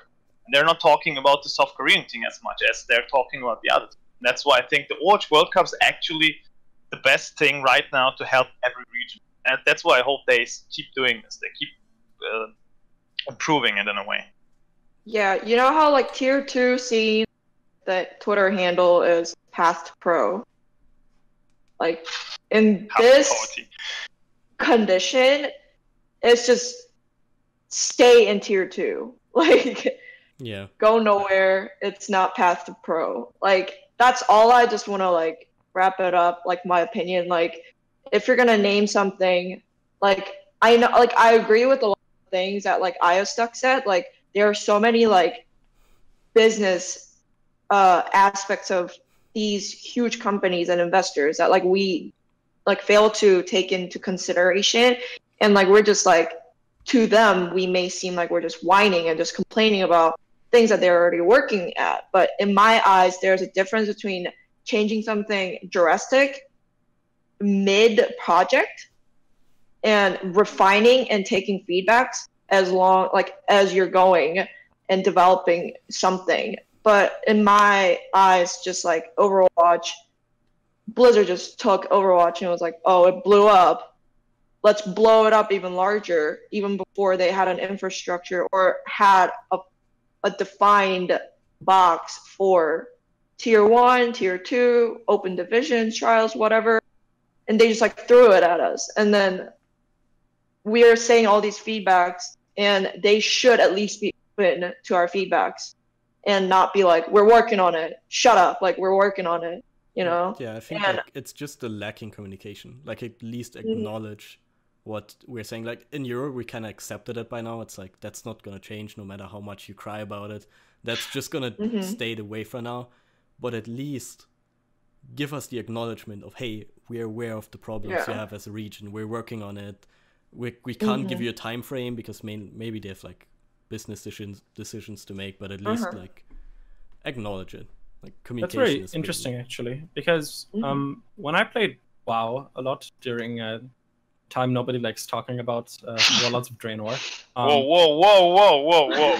A lot of people had like similar concerns about that game, where like, sure, Blizzard is fixing stuff, but like the main issue was a lack of, like, Blizzard made choices that weren't that great, but like they just weren't talking about it. So with the expansion afterwards, Legion, what they did is they made like very regular like Q&A sessions on Twitch with like one of the main game developers, and like that was praised. Like people loved it. Like so many people watched that, so many people asked their questions, and that was really great. So I think the issue that not even issue, like that's hard. I think the struggles that they're facing right now in Overwatch, or like that the community is really mad about. The community isn't like, I think they would. I mean, some people are stupid. They just don't know how the world works, and they think that like everything is super simple. But like most people, I'd assume, are smart enough to realize that like yes, these issues fixing them time. The issue is just that people don't know when it's going to happen, and when they don't know when it's going to happen, you know, it might as well never happen, right? They don't have anything to look forward to, right? So maybe that's something that Blizzard can look like. Have like Q&A sessions, have like recently during the start of the game they made like so many like developer updates talking about all sorts of stuff, even very minor things like balance. And now they're only really doing like, when was the last time they did a dev update? It's been like such a long while. And I think having those and like just them saying like, hey, you know, we're listening, shut up, let us do our work. I think that already is going to help out a lot. So yes, like I'm not saying Blizzard, you have a month, go fix everything, because that's reasonable. And I also don't want to say that Blizzard doesn't know that these issues. They right? do know. Everyone is telling them. Exactly. Like I talked to like some people there after that infamous Reddit post. Like after, like they know about they're not stupid. They know. But with a large company like Blizzard, you need to keep it can be very. Like everything you're gonna say, like every 2 sentences is gonna turn into a 10-minute style. Like people are gonna analyze the crud out of it. So you need to be very, very careful about what you say. And if you make certain promises, people are gonna hold you onto those promises, and they're gonna be super disappointed if you hold those. So I think that might be why they're hesitating. But if they would just say like, hey, you know, the time frame is. You know, Q3 of 2019, we want to have, you know, like expand the league and stuff, and do these and these things, like just giving us kind of a time scale of like what their plans are. And I mean, like we can't force them. They don't owe us anything whatsoever. We are the people that like voluntarily decided we want to put all of our time into this game. We want to coach teams. We want to kind of get into esports. Overwatch esports isn't here. That's our choice. They didn't force it, right? So they don't owe us, you know, regular updates. So I'm not demanding them to make updates. I'm just asking nicely, like, hey, you know, we really, really like your game. We really, you know, we're putting a ton of time and effort into it. So in return, you know, if you ever feel like, you know, doing something nice or just like a nice picture, just giving us a regular update, like a small blue post on the forums, you know, some guy posting something on Reddit that we can kind of use just to like something that, you know, tells us, hey, you know, because a lot of people that I know, like they just straight up want to give up with Overwatch esports, right? And I think that's the main problem, because they, you know, as I mentioned earlier, if you don't know when these changes come, they might as well never come. And it's very bad to plan your life around changes that aren't scheduled. But if they tell you, hey, if you're in EU, we want to have this many franchises at least by the year, you know, 2019 or 2020, then, you know, that's like, okay, I can my life around that, right? I can say until this time, I'm going to keep grinding. Like there is a future. But for all we know, we don't even know if that like can work. Like a lot of people are skeptical, and they have like all the right to be skeptical. So they make the sound choice of saying, I'm sorry, this is way too much of a gamble for me. I don't know what's going on. Right now, this doesn't look like a great, you know, use of my time. I'm going away. I'm kind of planning my retirement already if I'm not going to get paid at some point, because it's not feasible anymore. Exactly. And I think like that's an issue, because if you're not going to get paid, what guarantee do you have to get paid in the future? And again, Blizzard doesn't owe to pay us. No. Right? I'm not saying, hey, Blizzard, look, we're grinding 8 hours a day. Can you please give me... No, of course not. However, I think it is in their best interest for the growth of the league and the contender scene to keep these dedicated players, like, I guess, on board, to kind of tell them like, hey, yes, we know that, you know, stuff kind of tough. But like, that's what we signed up for. What I want is I want to have at least like a glimmer of hope, like a feeling that stuff isn't always going to be this bad. And like, of course, it's not going to be this bad the way that the Overwatch League is going right now. It's only going to get, at least in my opinion, it looks like it's only going to get better. But there's no guarantee. And if, Blizzard would tell us like, hey, we have plans, this is kind of what we're looking for in terms of time frame, like some communication, then I would be willing to, okay, I'm going to invest a couple extra months than I originally intended to, because now there's something to look forward to, right? Yeah. I think Blizzard needs to think of us almost as, and by us I mean like contenders, players, upcoming talent, people that invest a lot of time into Overwatch without getting paid. Think of us almost as like investors, right? Where we also need to be convinced, like, is this a choice? Like, we're throwing a lot of our lives away, like huge chunks of our lives away in order to pursue this. Tell us why we should do that, right? Well, to kind of sum it up, because we're already going towards the 1.5 hour mark, and we're just kind of done with topic 3. Overall, better communication would probably help the longevity of like tier 2 and especially tier 3 scene, who's like not getting any spotlight.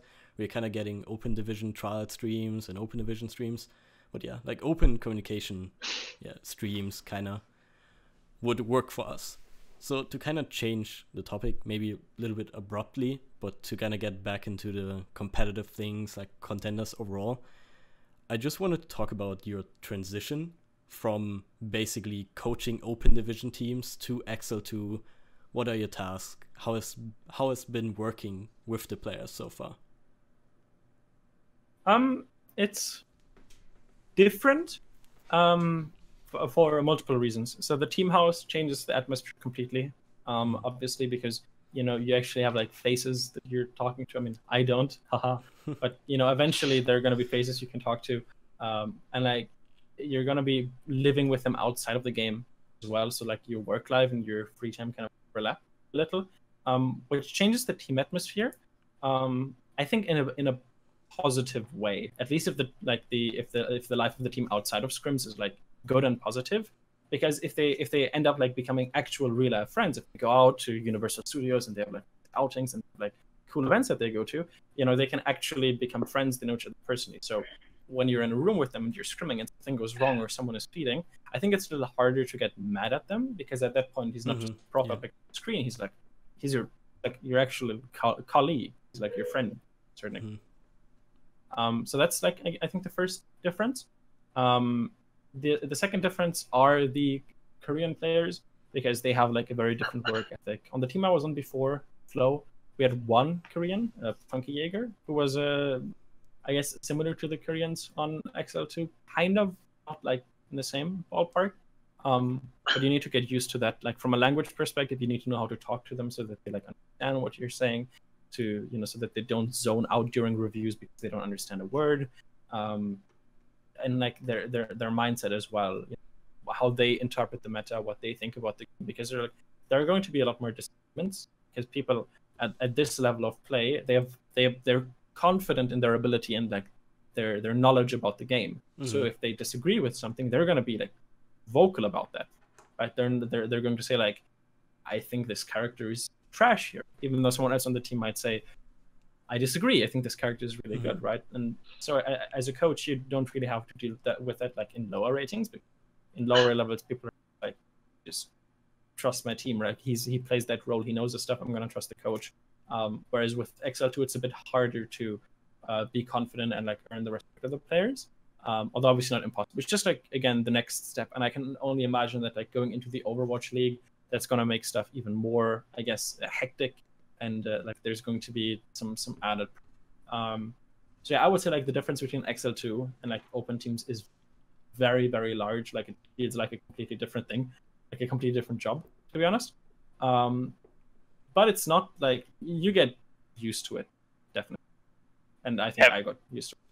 Have you ever had a disagreement with your players? Like you tell them like, I think you should have done this, and he's telling you like, no, I think this was right.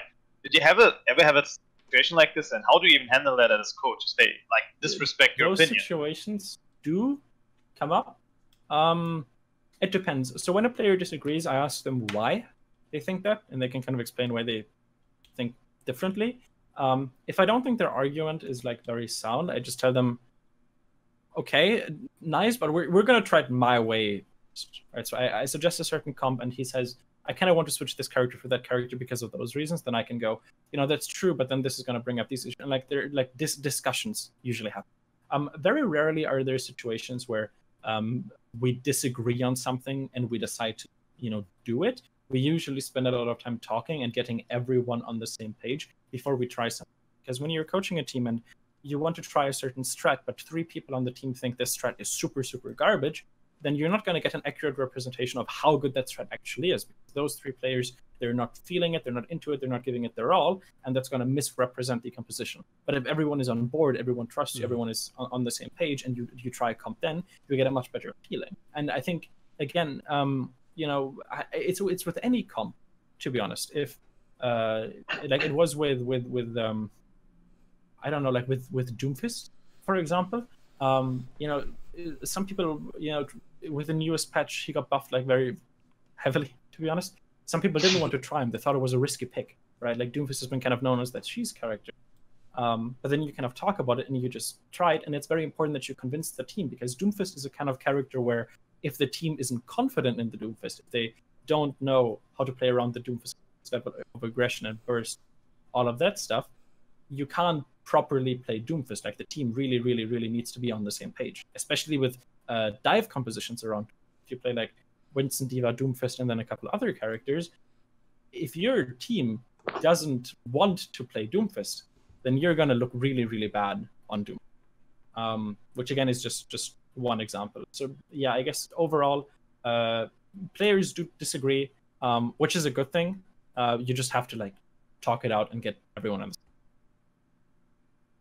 Yeah, I think that's kind of also, again, difference in mindset. Higher tier level players, they just challenge you more, which makes you improve as a coach way more as well, because you kind of have to explain your points a little more in depth instead of lower tier players or like new rookie players in contenders. They just they swallow everything down you tell them. Like they don't question you at all. They don't tell you their opinion about their role. They don't explain their POV of their role, because for me as a coach, from a third person perspective, I'm not gonna understand the role as well as the player playing the role would. So having these players challenge you is good, I think. You just have to make sure that in the end of the day, you are the coach making the decision and they respect that. I agree. Actually, a question to Promise. I'm sorry, like coaching. Like we've been talking about all these very professional players who've been in the scene for a long time. But let's ask you. You have been having these players that are not as experienced. They're like partly new players. They haven't been into esports too much. They've mostly been playing maybe ranked or something, or are pretty new to esports. How do you feel as a coach working with people who might be inexperienced? Do you feel like they still try to do their own stuff? Do they not respect? Because in my team, we actually had that issue. Like our coaches had issues with our newer players to engage, because they just when we had these coaches that have been like really straightforward, like telling them, dude, that's wrong. They've been like, you don't tell me what I do. I'm the player. Who the fuck? I'm sorry, but who are you to actually tell me what to do? And so usually the issue, like you have to respect the coach, and they just simply did. Which was an issue for us. How do you deal with something like that? With such players. Something like that never comes up in my teams.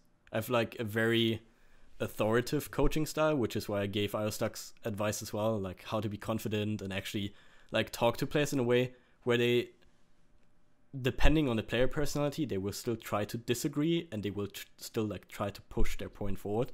But in the end, at least in Young and Beautiful in season 1 and 2 in Contenders, they brought up their concerns, they told me what they think, and I respect that and take that in as feedback, and every coach should. You should never dismiss your players. But in the end of the day, if I told them, you play Rhine out on the map, you play Diva on the map, they would play that without question.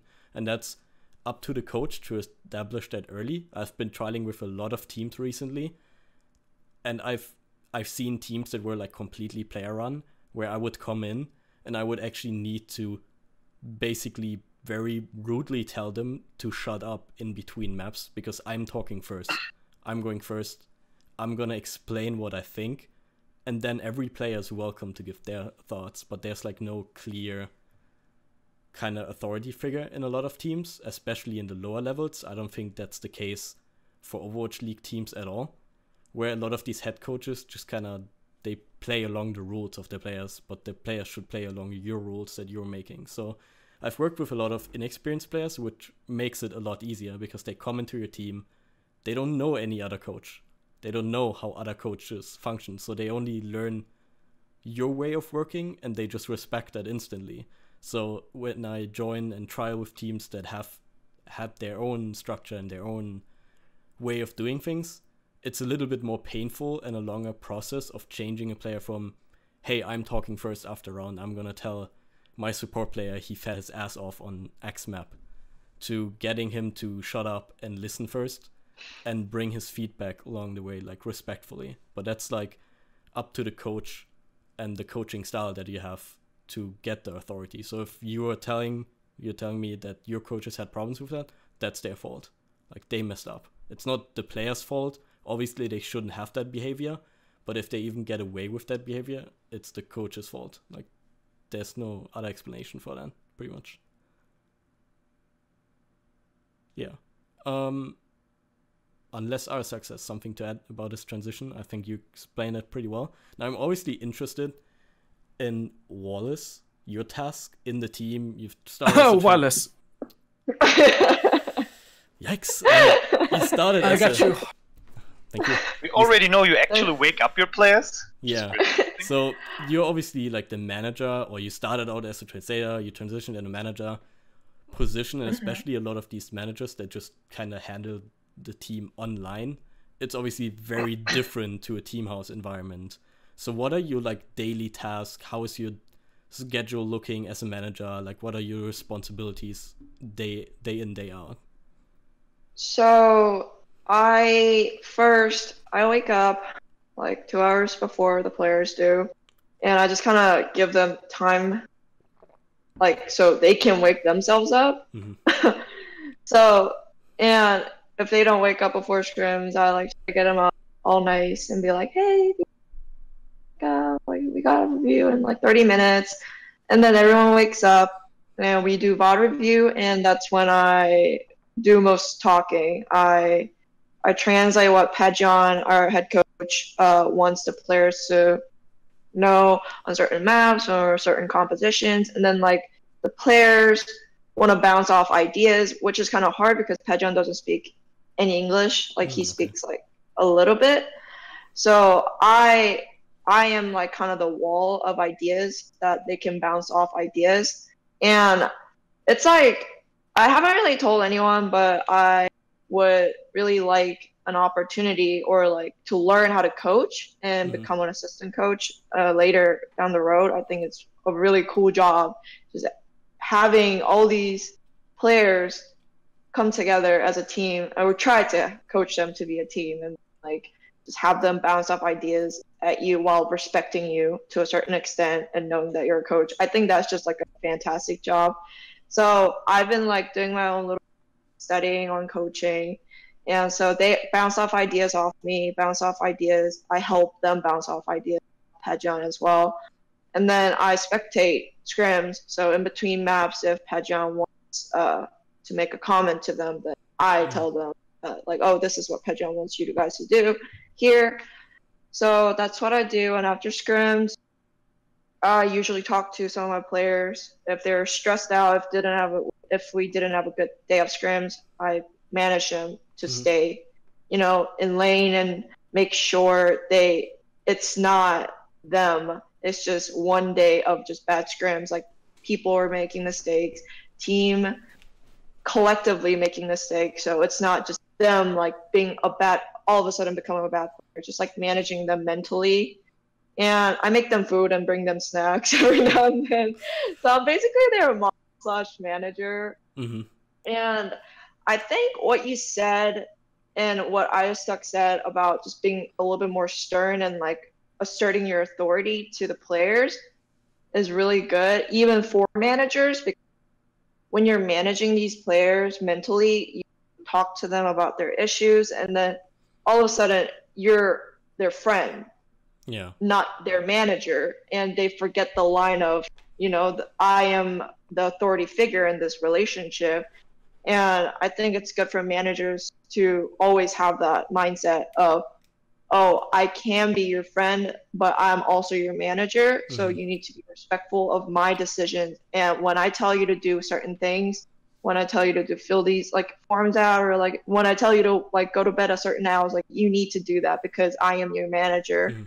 And I struggled with that a lot, but with the open division teams, because I was a translator, but when you're translating between players, also become the manager, it's kind of goes hand in hand.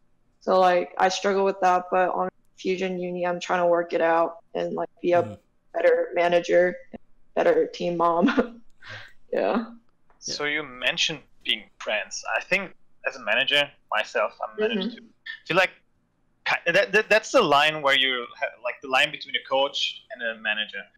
As you said, obviously the people have to respect you. Like they have to respect you, but something else that's important is that you have to kind of be the friend that's like a lot of players have issues between themselves. Like they sometimes don't agree with each other, but they're afraid to sometimes tell each other because they feel like, okay, it's just gonna be like he's gonna be mad at me or someone else gonna be mad at me, or I disagree with my coach and you can't be talking to a coach. This happens especially in teams that are not as experienced, especially like my team.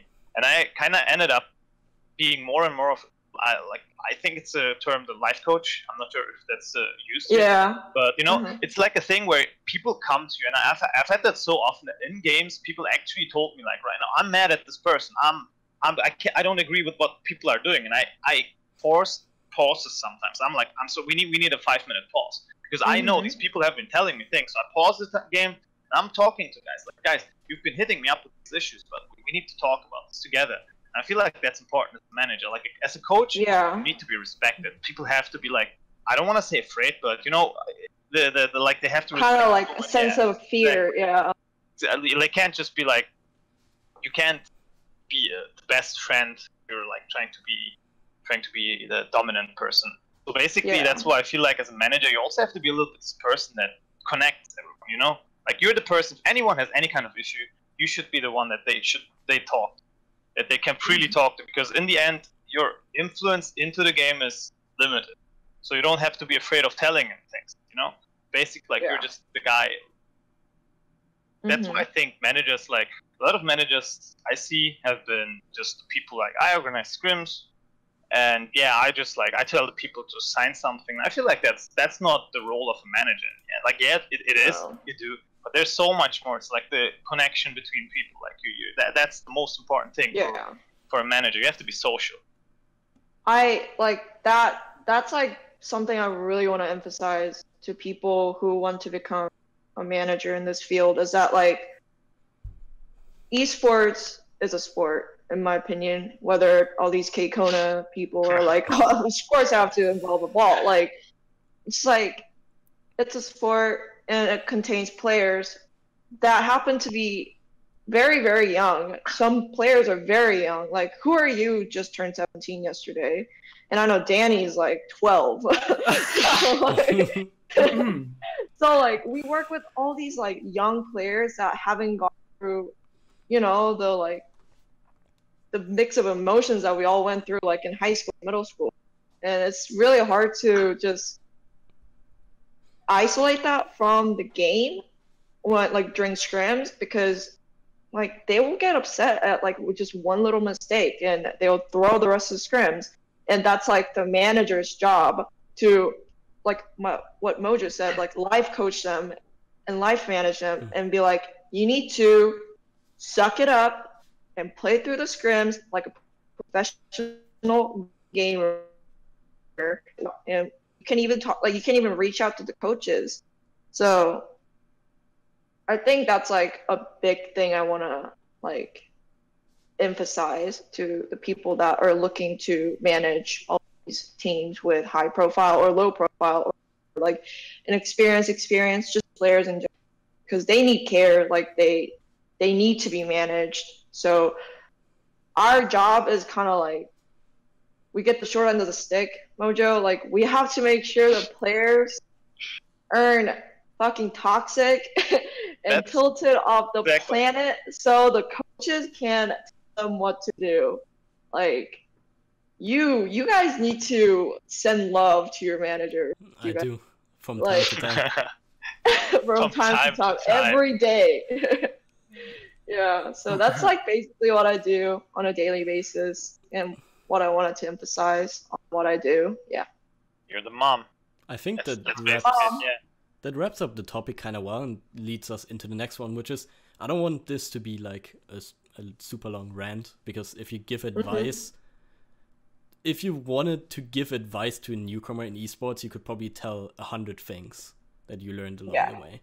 But I would actually like you to limit yourself to like one thing that you learned and you felt like, hey, if I knew that, I probably would have made it earlier. I mean, you did it in like 3 or 4 months, so it's probably like a bad question for you, but I for sure would have done things way differently when I would start out again, or could roll the time back a little bit. I actually have a little story, but that's mainly for players. If you want to start as a player, so let's roll back. Bazooka Puppies, at some point we depart Tonic, so we needed a new main tank. So I had a list of people I wanted to trial, and one of them was Coldsteel. And a lot of people came to me like, yeah, Coldsteel, he's toxic. He's like, he at some point even left an official game and stuff. And like, I knew him as a player, but I didn't know him as a person. So basically, I got influenced. You know, like it was influential. At this point, I thought I don't want to trial him, but I still at some point just wrote him like, yo, you want to trial? And then he like started talking to me and told me like, he wrote me a huge fucking essay about like, yeah, I want to go to Overwatch League, and even if it's like we have 2 or 3 games left and stuff, like I want to try my best and stuff. And I really felt that this guy wants to try, despite what everyone else was telling me. And then he came onto the team, and I was so damn surprised that this guy was such a try-hard. Like, he was trying hard, he never tilted, he never was toxic. But basically, to like wrap up the story, you need to be careful. Like, I don't think this story about Coldsteel happened because like someone just shit-talked him. I think at some point he did something wrong, but it was so influential that a lot of people started talking about him. So basically, maybe any other team wouldn't have even trialed him because someone told the person or the manager like, he's toxic. So you're like, no, I don't want to try Coldsteel. And that's just one of the, like, if you're a player, if it's in pubs, if it's in a team environment, just if you're mad, shut the fuck up. Don't be a toxic guy. In the end, people are not going to trial you. People will not want to play with you, even if you're the best player. People start talking about you behind your back, telling like, this guy is toxic, this guy is slacking off, whatever. You're not going to get a chance. This is this is the thing. Like, this is the biggest thing you can do. Just be so nice that everyone wants to play with you. That's a good advice, because I've heard a lot of stories and just shit talks between players. They're like, we don't even want to ring this person. We don't even want to like trial them out. Like, we don't even want to play with them in a scrim block. Like, to that point, I think that's such a good advice. Like, yeah, reputation is everything. Be vocal, but like, don't be too like assertive to the point you're putting yourself on a pedestal and like being toxic. Like, oh, I'm the absolute best. Like, yeah, I think that's a good advice. That's good advice for players, but how about managers? I think the biggest thing I want to like tell someone getting into esports, period, whether you're like seeking a managerial position or like coaching, of course coaching and playing, but like just being involved in esports, learn and study the game that you want to be, successful in. Don't just go in, because I watch all these like OWL like translators / like casters, no flame, but like you don't know anything game. You're literally just reading off script and you're literally just translating like verbatim, like word to word. Like, you don't understand certain situations. Like tier 2 casters, I think they're hilarious, but like sometimes the things that they say, I'm just like, there's 30 seconds left till the door opens. Of course they're gonna troll and pick Torb. Like, that's not the real composition. Like, like, I know that they like try to be funny, but like, learn the game and like really study it, play it. Like, the good casters, if you look at, like, I really like Jaws. I don't know if you guys have any opinion on it, but he like plays the game. The best. Yeah, well, Korean casters. I don't understand them, so I can't. So like Jaws, I think he plays the game a lot and like he's good at it. So like he is like abundant in like the game knowledge. And like certain managers that I talk to, like I can tell right away, like, oh, you like you're not even like able to play comp because your character isn't even like level 25. And like to the person that's like, oh, look at JPN, he's mid diamond. Like he like knows the game and he's able to like kind of relate to the players like certain like frustration. So I think the biggest advice for that I can give is like learn and study the game that you want to be I successful think there's in. like something very like a bitter taste almost, because coaches are getting hired by managers, and if you talk to a manager who has absolutely no clue about the game, like I never know what I should tell them, because no matter what you tell them about the game, your coaching philosophy, how you see the game, they're not gonna understand. So they look more into these soft skills, which is kind of the advice I would give any coach.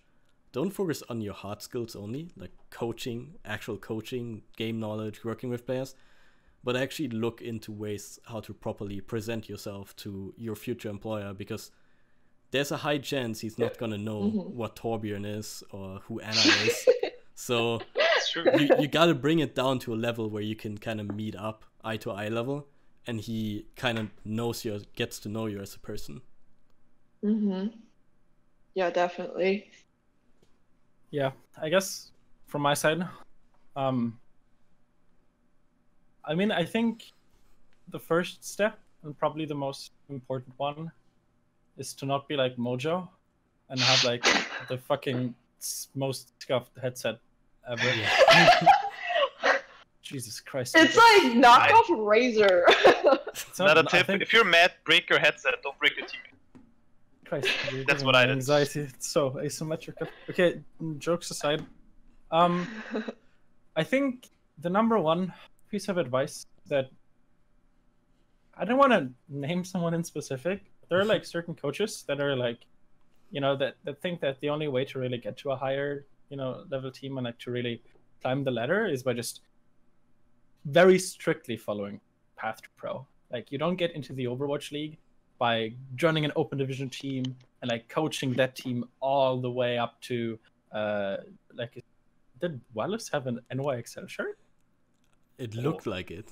Oh, okay. Maybe that's like the prediction already coming in. She's gonna burn it in the end.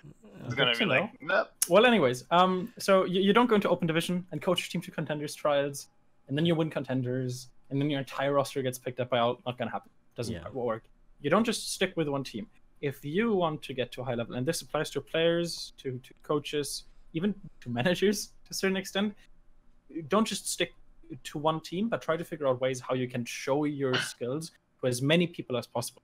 So for players, for example, even if you're already on a team, you should still actively seek opportunities to ring for other teams, because scrimming against another team isn't always like the best way to show them what you got, because they can't listen to your communication and they might get salty if you're too good. But if you scrim with them and you're like, really, you lead that team and you show them what you've got, those 6-7 players on the team are going to be like, oh, you know, the guy that just ranked for us, you know, that's a name we should memorize. And you do that with multiple teams. Or when I was coaching, one of the things I did before I joined XL2, when Goats, like the team Goats, was coming up with the Goats comp, the 3-3, I wrote like a little document about Goats comp. 2 pages, 3, I don't know, whatever, on like how the comp works, how to beat it, what picks are good against it. And I sent that to every other team in contenders trials. And, you know, Goats got fucked.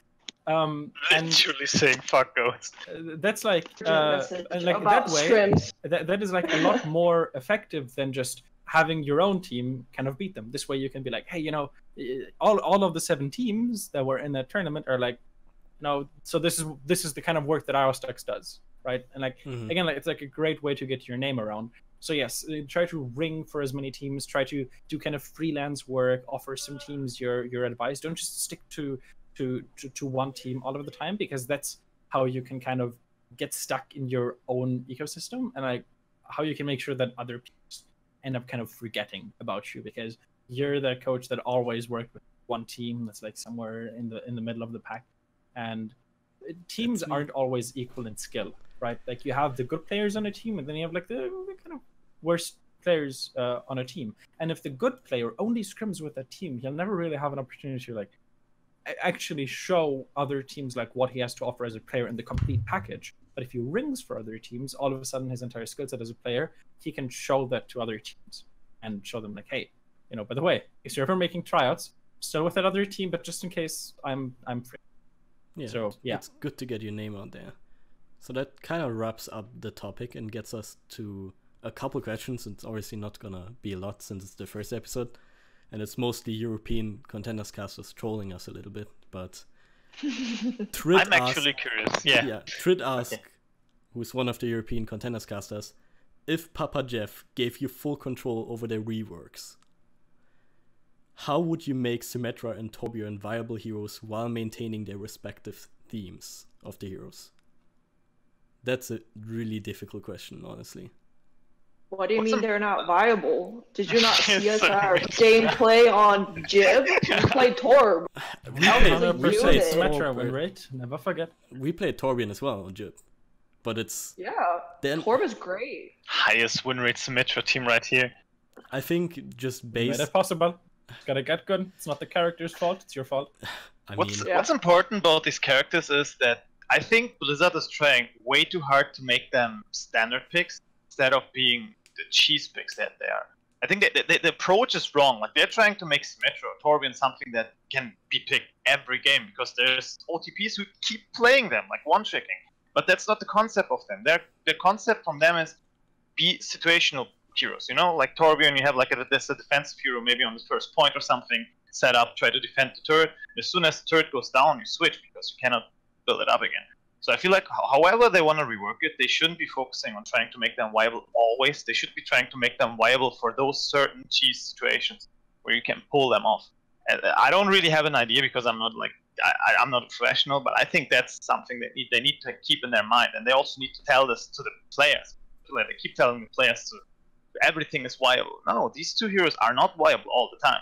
They are cheese heroes, and they're viable in certain situations. I think it's very interesting question because he implies that Symmetra in of herself isn't strong, but I kind of disagree with that. The reason we haven't seen a lot of Symmetra so far is because when the patch is so fresh, I guess, teams don't have time to prepare. And if strats built around Symmetra need a lot of preparation. Like I'm talking multiple pages of just teleport allocation and all of the stuff you can do with charge and diva bombs and turrets and earth shatter and Ana nades and all of that stuff. I wouldn't say that Ana isn't viable. I really think that not Ana, Symmetra. It's just that teams haven't really had the time to work with it. And I honestly think she's a strong character. I think if we give her time, I think the worst thing that Blizzard can do right now is change her. Like I think she's fine as she is right now. It just takes time for teams to kind of have the courage to just go for it. Like Zro, you know, that's like a map where Symmetra is probably like she has some really cool rotations, or even Numbani, even though it's not in the map right now. I'm sure that people can figure out stuff there. It's just that most people want to play it safe.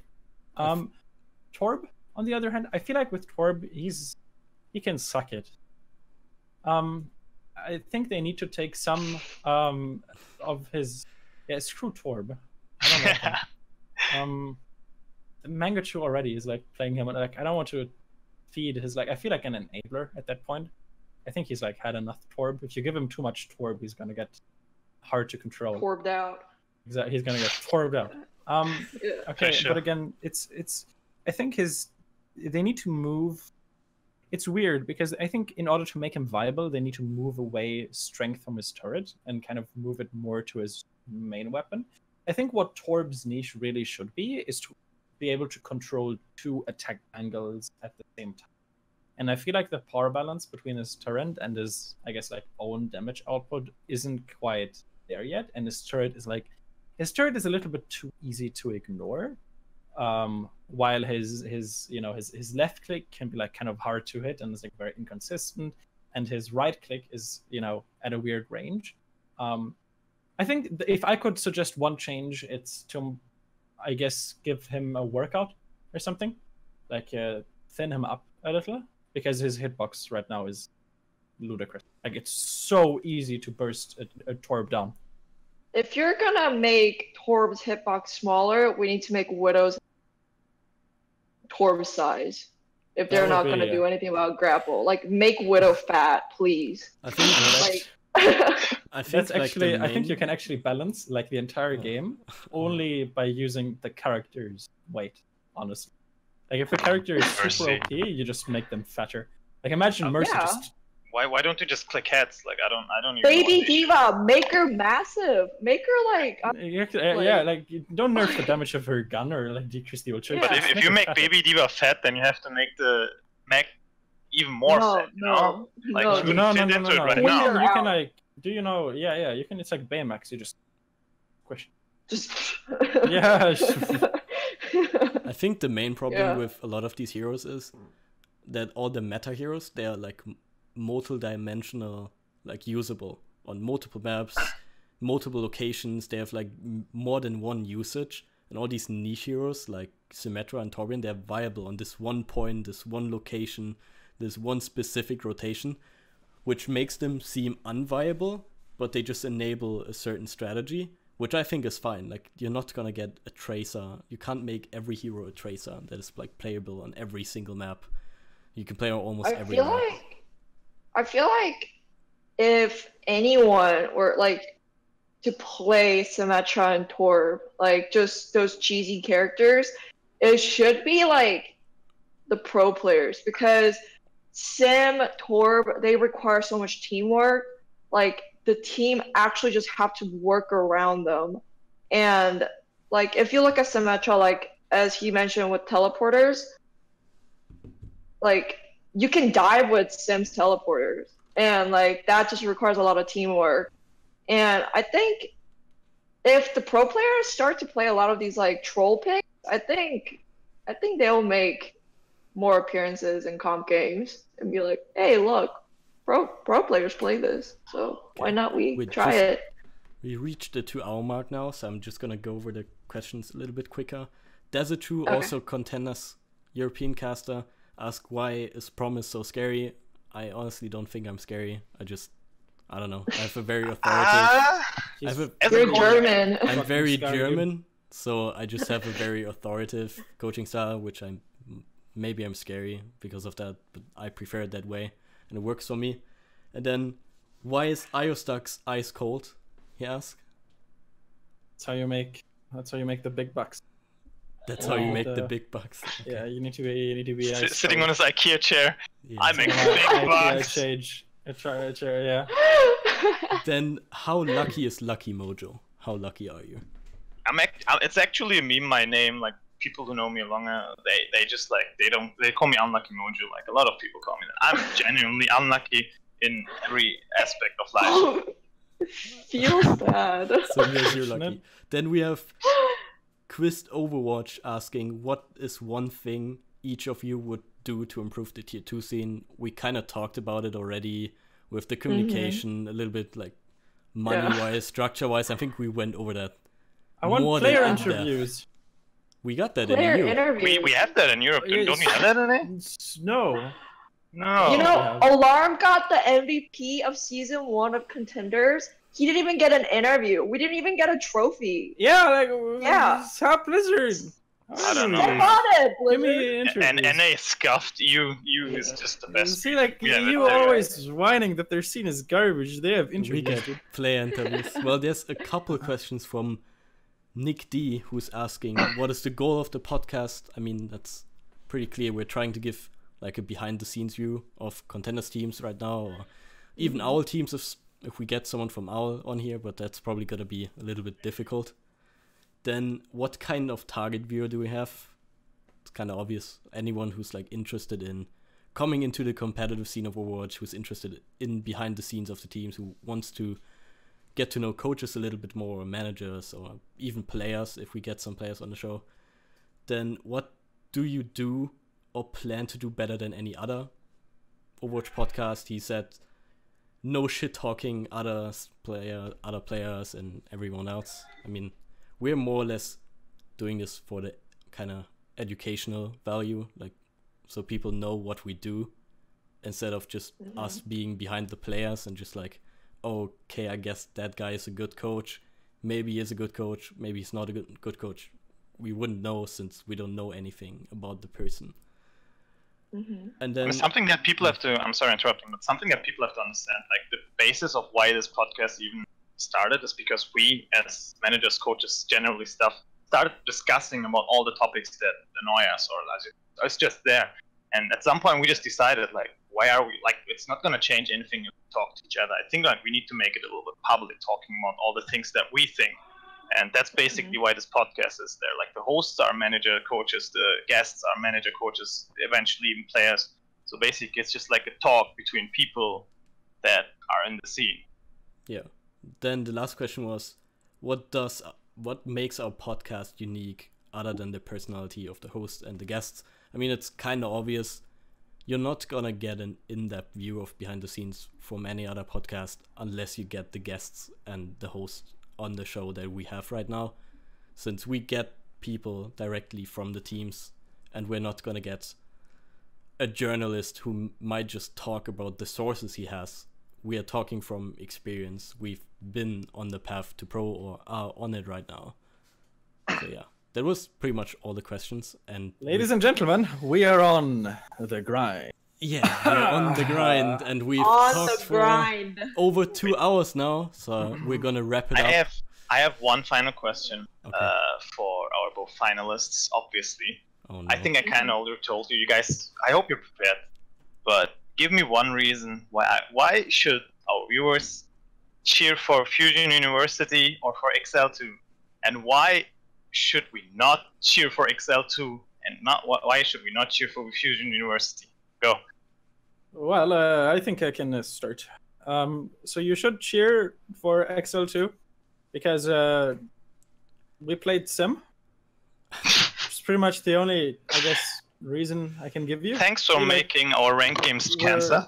Yeah, like we're trying to, we're trying to innovate the meta. We're all inclusive, right? People like Fusion, they're like, we're gonna run Sim. We're too good for Sim. Screw that. We're running Sim. We own super hard. Okay. And the reason why you shouldn't cheer for Fusion is let me say you can cheer for them. You're just going to regret it. Okay. Okay. Whoa. ioStux mentioned Sim. We'll see when we full hold you on first point Jib with Torb, because Elk's Torb is massive.